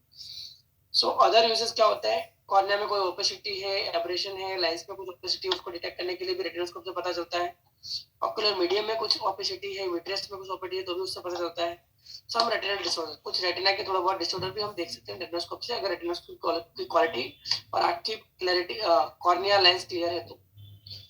ये आपका स्ट्रिक्ट रेटिनोस्कोप, हाइंड का रेटिनोस्कोप है, स्ट्रिक्ट रेटिनोस्कोप। इसमें दो सेटिंग होते हैं, की होता है नॉब वाला, कि नॉब घुमाओगे आप, रोटेट कर सकते हो उसको, तो उससे एक्सिस घूमती है, लाइट की जो एक्सिस है वो डायरेक्शन घूमती है, जो एक्सिस हमें रखनी हो वो रख सकते हैं, और इसको ऊपर नीचे भी कर सकते हैं। ऊपर की तरफ करोगे तो कॉन्केव मिरर आ जाएगा, नीचे की तरफ रखोगे तो प्लेन मिरर आ जाएगा। तो हम जनरली प्लेन मिरर में रेटिनोस्कोपी करते हैं, कॉन्केव मिरर में नहीं करते हैं। सो ये अलग अलग कंपनी के अलग अलग आते हैं। मैं वेल्सेलाइन यूज करता हूँ, मेरे पास ये वाला रेटिनोस्कोप आज की तारीख। बोलो ऑर्डर से रिप्लेस ऑर्डर।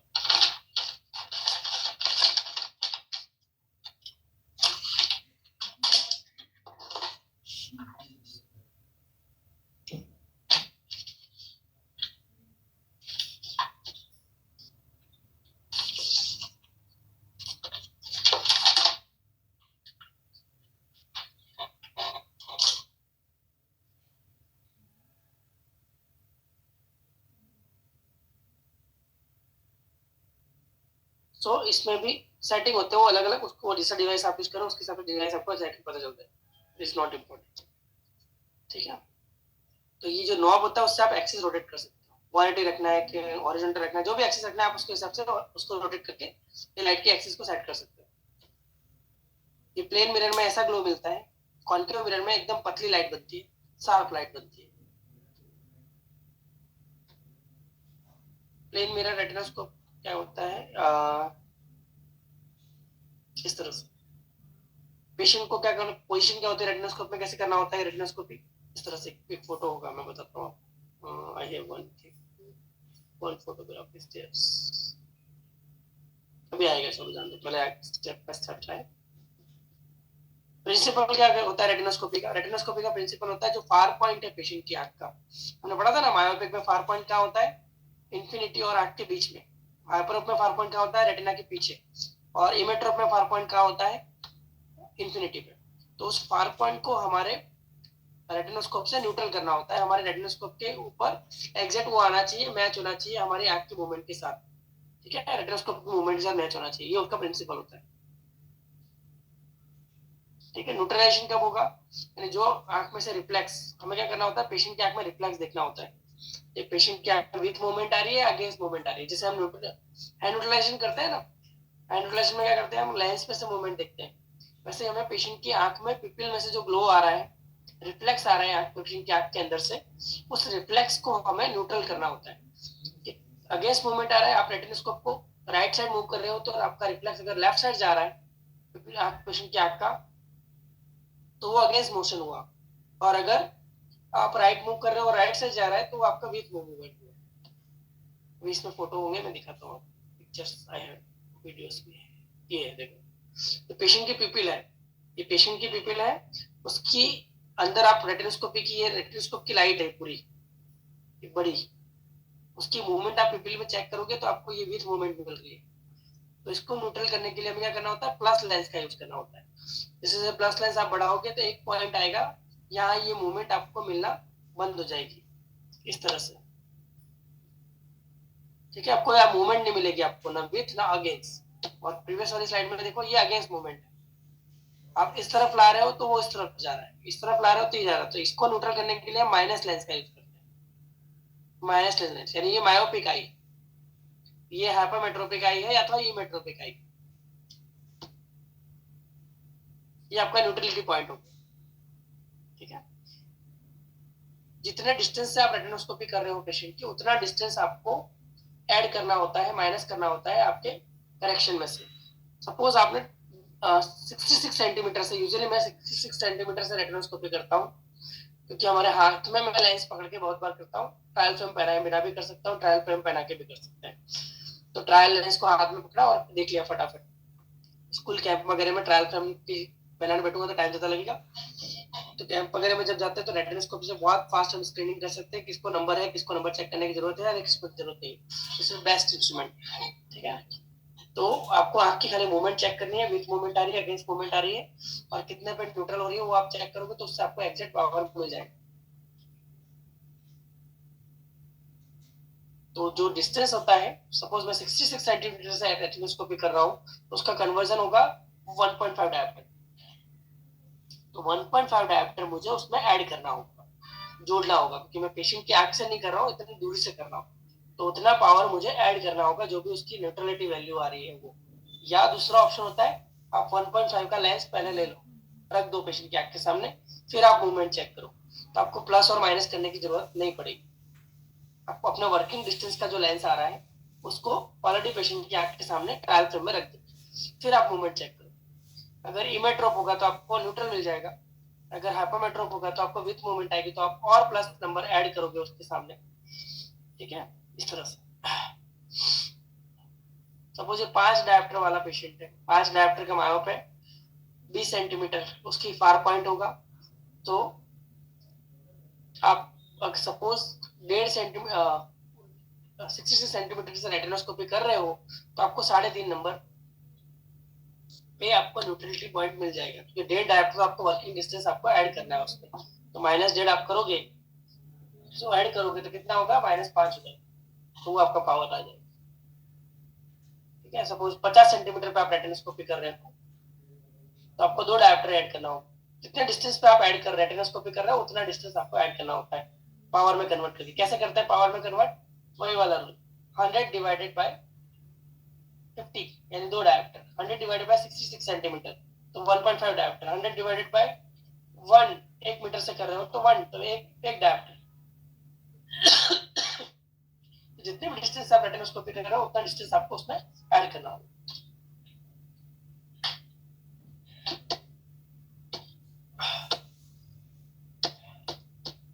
कॉन्केव मिरर में इसका उल्टा होता है।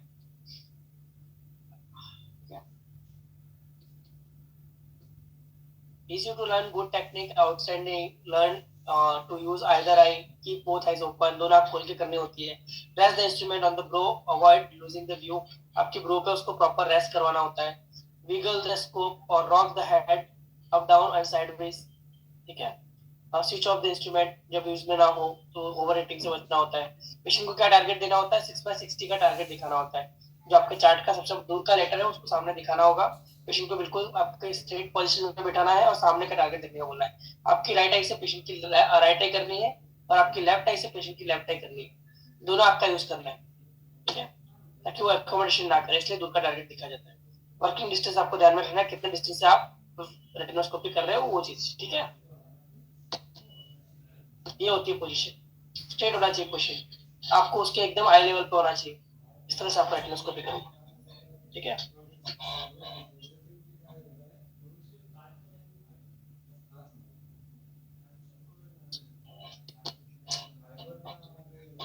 रिफ्लेक्स ऐसा मिलता है, स्पीड फास्टेस्ट नियर न्यूट्रलिटी। जैसे जैसे रिफ्लेक्स न्यूट्रलिटी के आसपास जाता जाएगा वैसे वैसे उसकी स्पीड बढ़ती जाएगी। ब्रिलियंस कैसे बढ़ता जाएगा, ब्रिलियंस भी बढ़ता जाएगा जैसे जैसे आप न्यूट्रलिटी के आसपास पहुंचते जाओगे। जितना आप न्यूट्रलिटी से दूर होगे उतना वो आपको डल दिखेगा रिफ्लेक्स आपका। विड्थ आपको बहुत पतली मिलेगी जितना आप दूर रहोगे न्यूट्रल से। जितना आप नजदीक पहुंच जाओगे एंड पॉइंट के आसपास, उतनी आपकी विड्थ है वो रिफ्लेक्स की बढ़ जाएगी। एस्टिग्मेटिज्म कैसे पता चलेगा? थिकनेस से, मेरिडियन की ब्रेक, स्क्यू, इंटेंसिटी, इस तरह से। लाइट बंद करना है। ये एक्सिस है प्रॉपर है, तो इस एक्सिस में आपको इस एक्सिस में करोगे तो आपको ऐसा मिलेगा। देखो ये ब्रेक, आँख की एक्सिस अलग जा रही है, आपकी रेटिनोस्कोप की एक्सिस अलग जा रही है, आपको ये वाला व्यू मिलेगा इस तरह से। आपको ये क्या करना होगा, डिवाइस को इस एक्सिस में अलाइन करना होगा और इस डायरेक्शन में मूव करके देखना होगा। और उसकी दूसरी एक्सिस कहाँ देखनी है? 90 डिग्री अवे। आपने ये वाली एक्सिस देखी तो उसकी 90 डिग्री अवे यहाँ देखनी है, फिर उसको 90 नहीं करना है, ठीक है, 180 नहीं करना है। जो एक्सिस आ रही है उसके अपोजिट 90 डिग्री अवे। इस तरह से आपको एस्टिग्मेटिज्म भी पता चल जाएगा। फिर आपको सीधा रोटेट नहीं करना है, फिर इस तरह से रोटेट करना है इस डायरेक्शन में, ठीक है। इस तरह से ये गलत एक्सिस में होगा तो ये आपको एंड पॉइंट नहीं मिलेगा।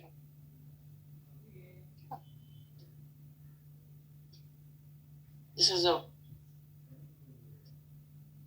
message for you. You cannot learn the retinoscopy by reading a book. Book पढ़ के या पीपीटी देख के रेटिनोस्कोपी नहीं की जाती। रेटिनोस्कोपी का रिफ्लेक्स देखने के लिए आपको कम से कम 100-200 आंख देखोगे आप, तब पता चलेगा किसमें विथ मूवमेंट आ रही है, किसमें अगेंस्ट मूवमेंट आ रही है, किसमें एस्टिग्मेटिज्म है, किसमें नहीं है। तो वो ये प्रैक्टिस से आता है, एक्सपीरियंस से आता है।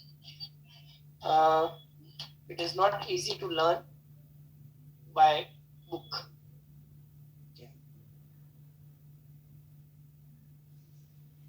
Well, Chennai is almost 28,000. 28,000 at present.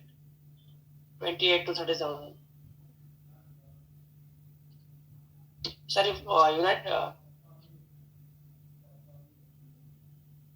बाहर की प्रोडक्ट होती है, इसलिए इनकी प्राइस वेरीज करती रहती है, because it is depend upon dollar.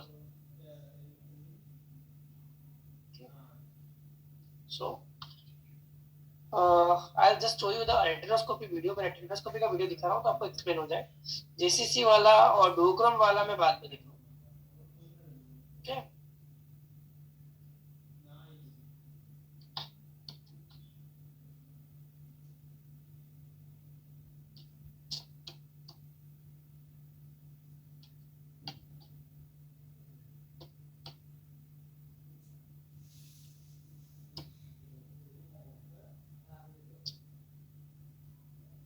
मैंने खाली गूगल में लिखा रेटिनोस्कोपी, अब मैं गया वीडियो में,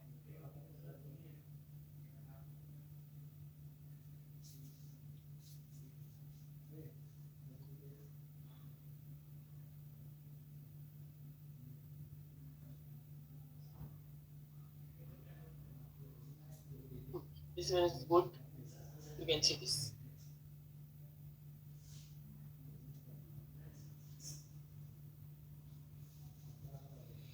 तो दवा डाल के रेटिनोस्कोपी करते हैं तो फिर वो और ऐड करते हैं, तो वो चीज भी बताई गई। Directed retinoscopy I do generally, undirected directed जैसी जरूरत है वैसे।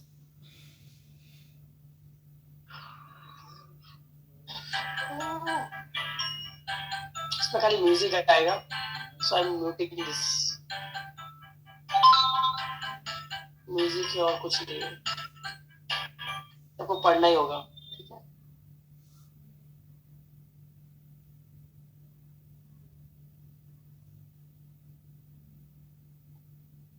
क्या क्या चाहिए रेटिनोस्कोपी करने के लिए? Semi dark room.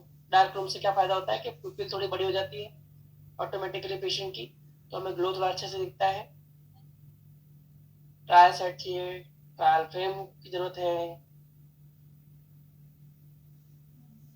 Distance vision chart चाहिए और रेटिनोस्कोप चाहिए, ठीक है। नियर विजन चार्ट अगर एमईएम कर रहे हो तो चाहिए, डिस्टेंस की रेटिनोस्कोपी के लिए नहीं चाहिए। रेटिनोस्कोप को ऐसे बोल सकते हैं, रेटिनोस्कोपी को।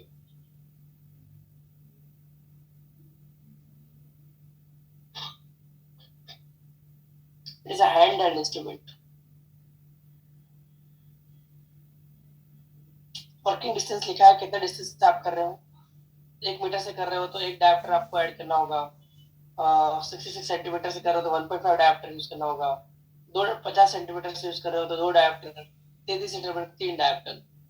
सो बहुत से लोग क्या करते हैं, ये कैलकुलेशन ना करना पड़े इसलिए क्या करते हैं, डायरेक्टली ट्रायल फ्रेम पहनाया और अपने डिस्टेंस से, जितने डिस्टेंस से वो रेटिनोस्कोपी करने वाले हैं उतने डिस्टेंस का लेंस पहले ही रख दिया, 1.5 डायोप्टर प्लस 1.5 डायोप्टर का लेंस रख दिया पहले ही।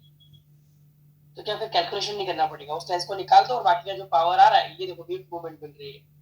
कौन सी मूवमेंट थी? With movement. ये आयरिस है, ये पिपिल है।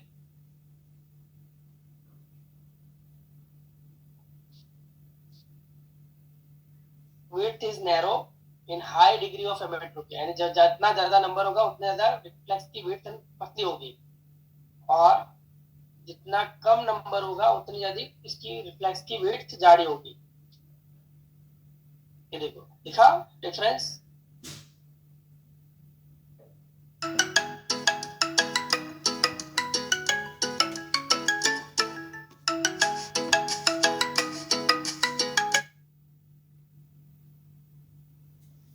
न्यूट्रलाइजेशन पॉइंट क्या होता है?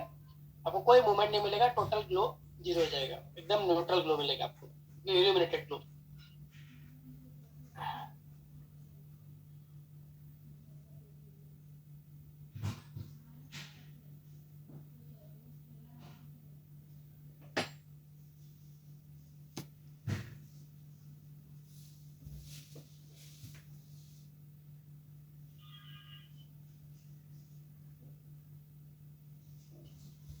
इस मूवमेंट को न्यूट्रल करने के लिए प्लस लेंस कॉन्वेक्स लेंस का यूज करते हैं, माइनस अगेंस्ट मूवमेंट को न्यूट्रल करने के लिए माइनस लेंस का यूज करते हैं।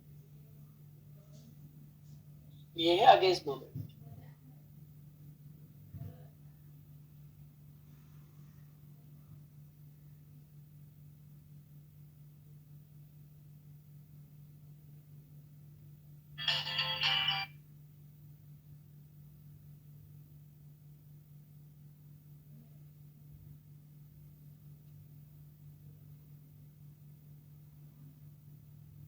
न्यूट्रलिटी हो जाएगी तो आपको कोई मूवमेंट मिलेगी नहीं।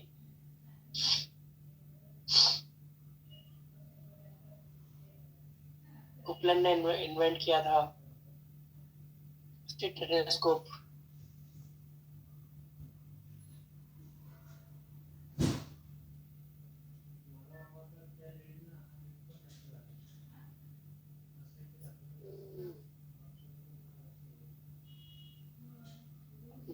पढ़ी आपकी जरूरत नहीं थी अभी।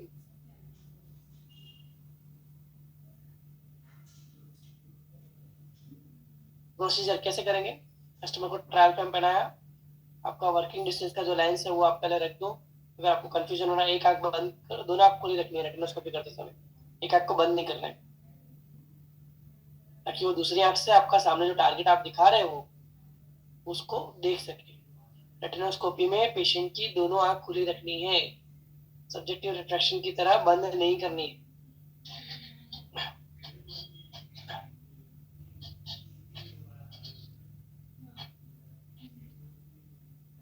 बीच में आ रहा है,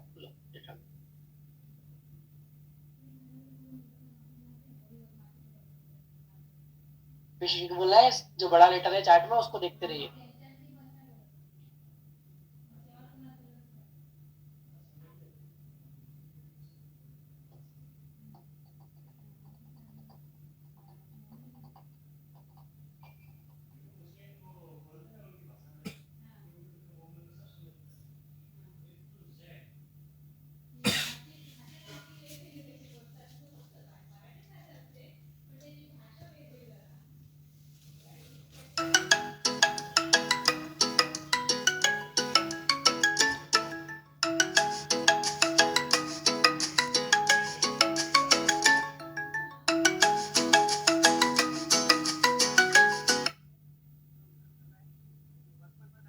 रखा उसका वर्किंग डिस्टेंस, इसलिए उसने वो लेंस रख दिया पहले, ताकि उसको बाद में कैलकुलेशन ना करना पड़े। और सर दवा आंख में पिपिल कितनी बड़ी दिख रही है आपको, तो दवा डाल के रखी है उसने, डायरेक्ट करके रखा है। उसमें से दवा की जो ड्रग की इफेक्ट होगी वो भी माइनस करनी पड़ेगी, वो भी ऐड करनी होगी जो दवा डाली है उसके हिसाब से।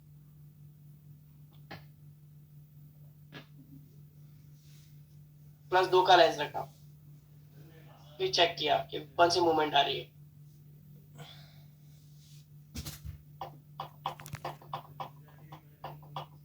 अभी भी विथ मूवमेंट आ रही है, तो अभी और पावर बढ़ाना है।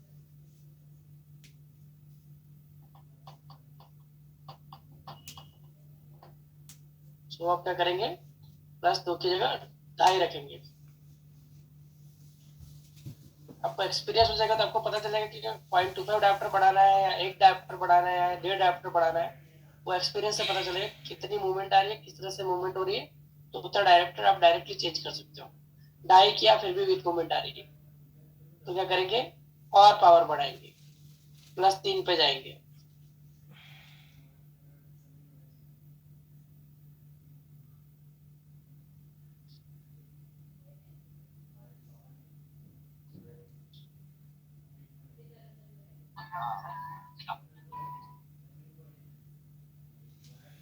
+3 रखा, उसमें न्यूट्रलिटी मिल गई, यानी ये वाला मेरिडियन न्यूट्रल हो गया, यानी हॉरिजॉन्टल एक्सिस पोजीशन की न्यूट्रल हो गई। हमने वर्टिकल स्ट्रिक रखी है, लेकिन हमने न्यूट्रल कौन सी की, हॉरिजॉन्टल मेरिडियन, कि हमने मूवमेंट कौन सी देखी, हॉरिजॉन्टल वाली। अब हम स्ट्रिक को घुमा देंगे वर्टिकल 90 डिग्री कर देंगे, वह इसको हॉरिजॉन्टल कर देंगे, ये 180 डिग्री पे आ जाएगा। और अब मूवमेंट करेंगे हम 90 डिग्री वाले में, वर्टिकली ऊपर नीचे करके देखेंगे, तो स्पेरिकल पावर होगा तो दोनों मेरिडियन आपको न्यूट्रल मिल जाएंगे। अगर सिलिंड्रिकल पावर रहेगा तो आपको यहाँ अलग मूवमेंट मिलेगी, तो उस मेरिडियन को आपको जैसे मूवमेंट मिल रही है वैसे न्यूट्रल करना है। तो रेटिनोस्कोपी की लाइट को हॉरिजॉन्टल कर देंगे, ये घुमा दी बराबर, और फिर आप मूवमेंट देखेंगे, इस आ रही है अगेंस्ट आ रही है।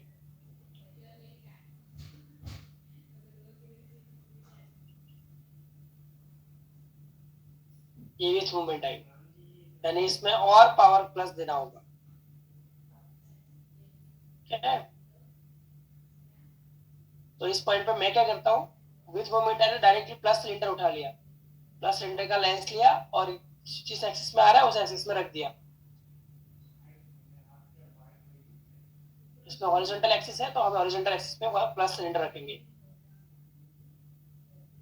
+1 सिलेंडर रखा, और मूवमेंट चेक करेंगे कि न्यूट्रल हुआ या नहीं हुआ।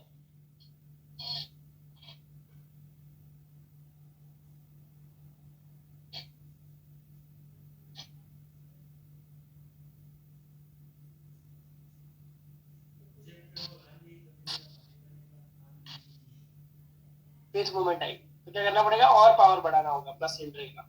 तो आप क्या करेंगे, +1.5 सिलेंडर ले लेंगे, +1.5 सिलेंडर।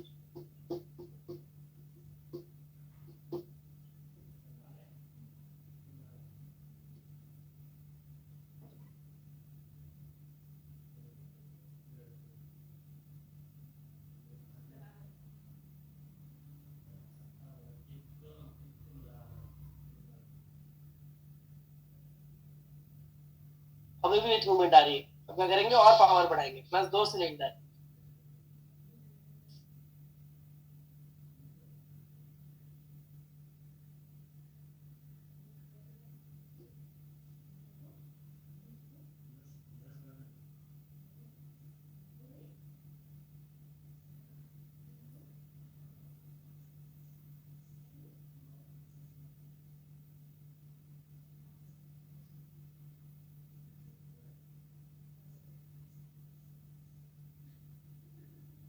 अब न्यूट्रल हो गया, दोनों मीटर न्यूट्रल हो गए, और उसका पावर बढ़ा लेंगे +3 के साथ +2 सिलेंडर। अगर दवा डाली है तो दवा माइनस करनी होगी आपको, तो इसमें दवा डाली है शायद की पिपिल मुझे बड़ी दिख रही है, पिपिल एकदम बड़ी दिख रही है, बहुत मेरा न्यूट्रलाइज ना हो तो आपको दवा डालनी नहीं है, इसलिए आपको वो इश्यू आएगा नहीं, ठीक है। अगर आपको कंफर्म नहीं हो रहा कि 2 में न्यूट्रल हुआ है या 2.5 में न्यूट्रल हुआ है तो क्या करो, 2 वाला सपोज आपको लगा 2 में न्यूट्रल हो गया, कंफर्म करने के लिए तो 2.25 का लेंस रख के देख लो, 2.25 का लेंस जिससे रखोगे तो अगेंस्ट मूवमेंट आने लगेगी, तो यानी आपको वापस +3 में लग रहा है कि 3 न्यूट्रल हुआ है या 3.5 हुआ है, तो आपको कंफर्म करना है, थोड़ा ज्यादा नंबर रख के देख लो तो अगेंस्ट मूवमेंट आने लगेगी, ठीक है। तो ये आपका पावर हो गया, रेटिनोस्कोपी की वैल्यू की हुई +3 +2 180, कि डेड डायप्टर तो क्या था, वर्किंग डिस्टेंस का लेंस इसका पहले ही रखा हुआ था, ठीक है। ये हुआ आपका retinoscopy. Clear, any doubts? Axis वाला ठीक है, 180 एक्सेस कैसे रखा आपने? 90 भी रख सकते थे। हाँ जो भी आ सकती है। तो वो हमें कैसे पता चलेगा कि सर आपने 180? जो एक्सेस पहले न्यूट्रल किए हैं, हाँ हाँ आप जिस डायरेक्शन में मूवमेंट देख रहे हो हाँ वहां की एक्सेस रखनी है ना आपको। हाँ जी। हाँ, आपकी स्क्रिप की जो रेटिनोस्कोपी की एक्सिस होगी वही एक्सिस आएगी। पहले उसने ये वाले मूवमेंट देखी, इसको से न्यूट्रल किया, फिर ये वाली मूवमेंट देखी। हाँ जी स्लिट कैसे रखी थी? हॉरिजॉन्टल, तो वहां पे प्लस सिलेंडर रखा उसने। ठीक है। मैं कुछ डाउट्स भी है, मैं फिर मंडे को ही क्लियर करूंगा क्योंकि इसमें और भी आप शायद बताएंगे अभी। नहीं अभी डाउट हो तो पूछ सकते हो, आप पूछो। तो मेरे मन में यही डाउट था कि रेटिनास्कोपी मतलब क्यों करनी चाहिए? रेटिनोस्कोपी इसलिए कि आपको हाँ। ऑब्जेक्टिव रिफ्लेक्शन मिल जाए, कि आपको पता चल जाए कि इसका नंबर कितना है। आपके पास अगर एआर नहीं है, यार नहीं है एआर की तो कॉस्टिंग होती है 1.5 लाख रुपया। हाँ, नहीं तो ऐसे मैनुअली टेस्टिंग मैं तो ला रहे हो तो 1.5 लाख रुपए, अच्छा ला रहे हो तो 3 लाख रुपए, 4 लाख रुपए, 5 लाख रुपए। 6 लाख भी है, 7 लाख भी बहुत है, महंगे महंगे तो बहुत आते वो हैं। आपको नहीं लेना है, यही आप रीजन जानना रेटिनोस्कोप था। लेके अच्छा टेस्ट कर सकते हो अगर आपको इंटरेस्ट है तो। नहीं नहीं, बहुत अच्छा है, इंटरेस्टेड हूँ मैं, तभी मैंने पूछा है ना। हाँ, तो वो चीज आपको ये रेटिनोस्कोपी से आप बहुत पावर, अच्छी चीज बताई आपने सर। लेकिन ये टाइम कंज्यूमिंग होता है। पेशेंट को लगता है क्या कर रहे हैं भैया, ये आपको सीखना पड़ेगा। तो आप 2000 पेशेंट करोगे तब आपको रेटिनोस्कोपी में थोड़ा कॉन्फिडेंस आएगा। 1000 2000 पेशेंट, एक दो पेशेंट नहीं, 1000 2000 पेशेंट करोगे करूंगा। आप थोड़ा मुझे थोड़ा सा गाइड कर क्या दीजिए होती कि है, मूवमेंट क्या होती है, एक्सेस क्या होती है। मुझे ये गाइड कर दीजिए ना कि कौन सा लेना चाहिए रेटिनोस्कोपी, आप कौन सा यूज करते हैं मुझे बताइए। रेटिनोस्कोप हाइंड का भी अच्छा आता है, किलर का भी अच्छा आता है, वेनेथिलाइन का भी अच्छा आता है। अगर आप खाली प्रैक्टिस के लिए लेना चाहते हो तो इंडियन भी आते हैं, 2-3-4 हजार में भी आ जाते हैं इंडियन वाले, तो उस पर भी आप प्रैक्टिस कर सकते हो। ओके ठीक। सर आपने पास एआर रहेगा तो रेटिनोस्कोपी करने की जरूरत है क्या? नो नो ना। नहीं, बहुत छोटे बच्चे होते हैं उनके इसमें तो आपको कुछ करना ही नहीं होता, ऑप्टिशियन के लिए नहीं होता है। पहले मेरे माइंड में चलता था कि जो बोल नहीं पाते तो उनकी टेस्टिंग कैसे करते होंगे डॉक्टर। आई थिंक वो ऐसे यही ही करते हैं, हम लोग ऐसे हाँ, करते हैं। यही इसी तरीके से करते हैं। मैं 6 बच्चे के नंबर, 6 महीने के बच्चे के भी नंबर चेक करता हूँ। हाँ वही तो मैं यही सोच रहा था कि वो बच्चे तो बोल नहीं पाते तो उसका नंबर कैसे फाइंड करते होंगे डॉक्टर। नहीं, 6 महीने या के फिर बच्चे जो के भी भी नंबर चेक करता हूँ। बहुत अच्छी चीज बताई सर आपने, thank you sir. Thank you sir. लेकिन उन बच्चों में दवा डाल के नंबर चेक करना होता है उन केसेस में, तो दवा डालने का काम वो डॉक्टर करे, वो ज्यादा अच्छा। हाँ वैसे तो मैं अलाउ ही नहीं करता कि 10 साल से कम के बच्चे की टेस्टिंग करूं, और मैं डायरेक्टली डॉक्टर के पास ही सजेस्ट करता हूँ। बट फिर भी कई लोग चाहते तो वहाँ पे हम हाँ खुद की प्रैक्टिस के लिए भी कर सकते हैं, खुद की नॉलेज के लिए भी कर सकते हैं ये काम। यस, तो ये ज्यादा बेटर है। एआर नहीं आ रहा है, एआर में एरर आ रही है, हाँ उस केस में भी आप रेटिनोस्कोपी कर सकते हो। ठीक है, थैंक यू। तो और कोई डाउट किसी को? ये लेट स्टार्टेड, हाँ 10-15 मिनट और ले सकते हैं आप अगर इशू है तो, कोई इशू नहीं। किसी को डाउट? सर मेरे पास जो रीडिंग ड्रम रहेगा उसमें क्या है, वर्डिंग्स है, मतलब 1 2 3 है, और सेकंड बॉक्स में क्या है, जो डॉट्स आते हैं ना, 4 डॉट 5 डॉट, तो जो नंबरिंग वाला है अगर डेड एडिशन से परफेक्टली पढ़ ले रहा, बट जब डॉट्स की तरफ आता है तो वो परफेक्टली नहीं पढ़ सक रहा है, तो वो 2 एडिशन तक डालना पड़ रहा है उसमें।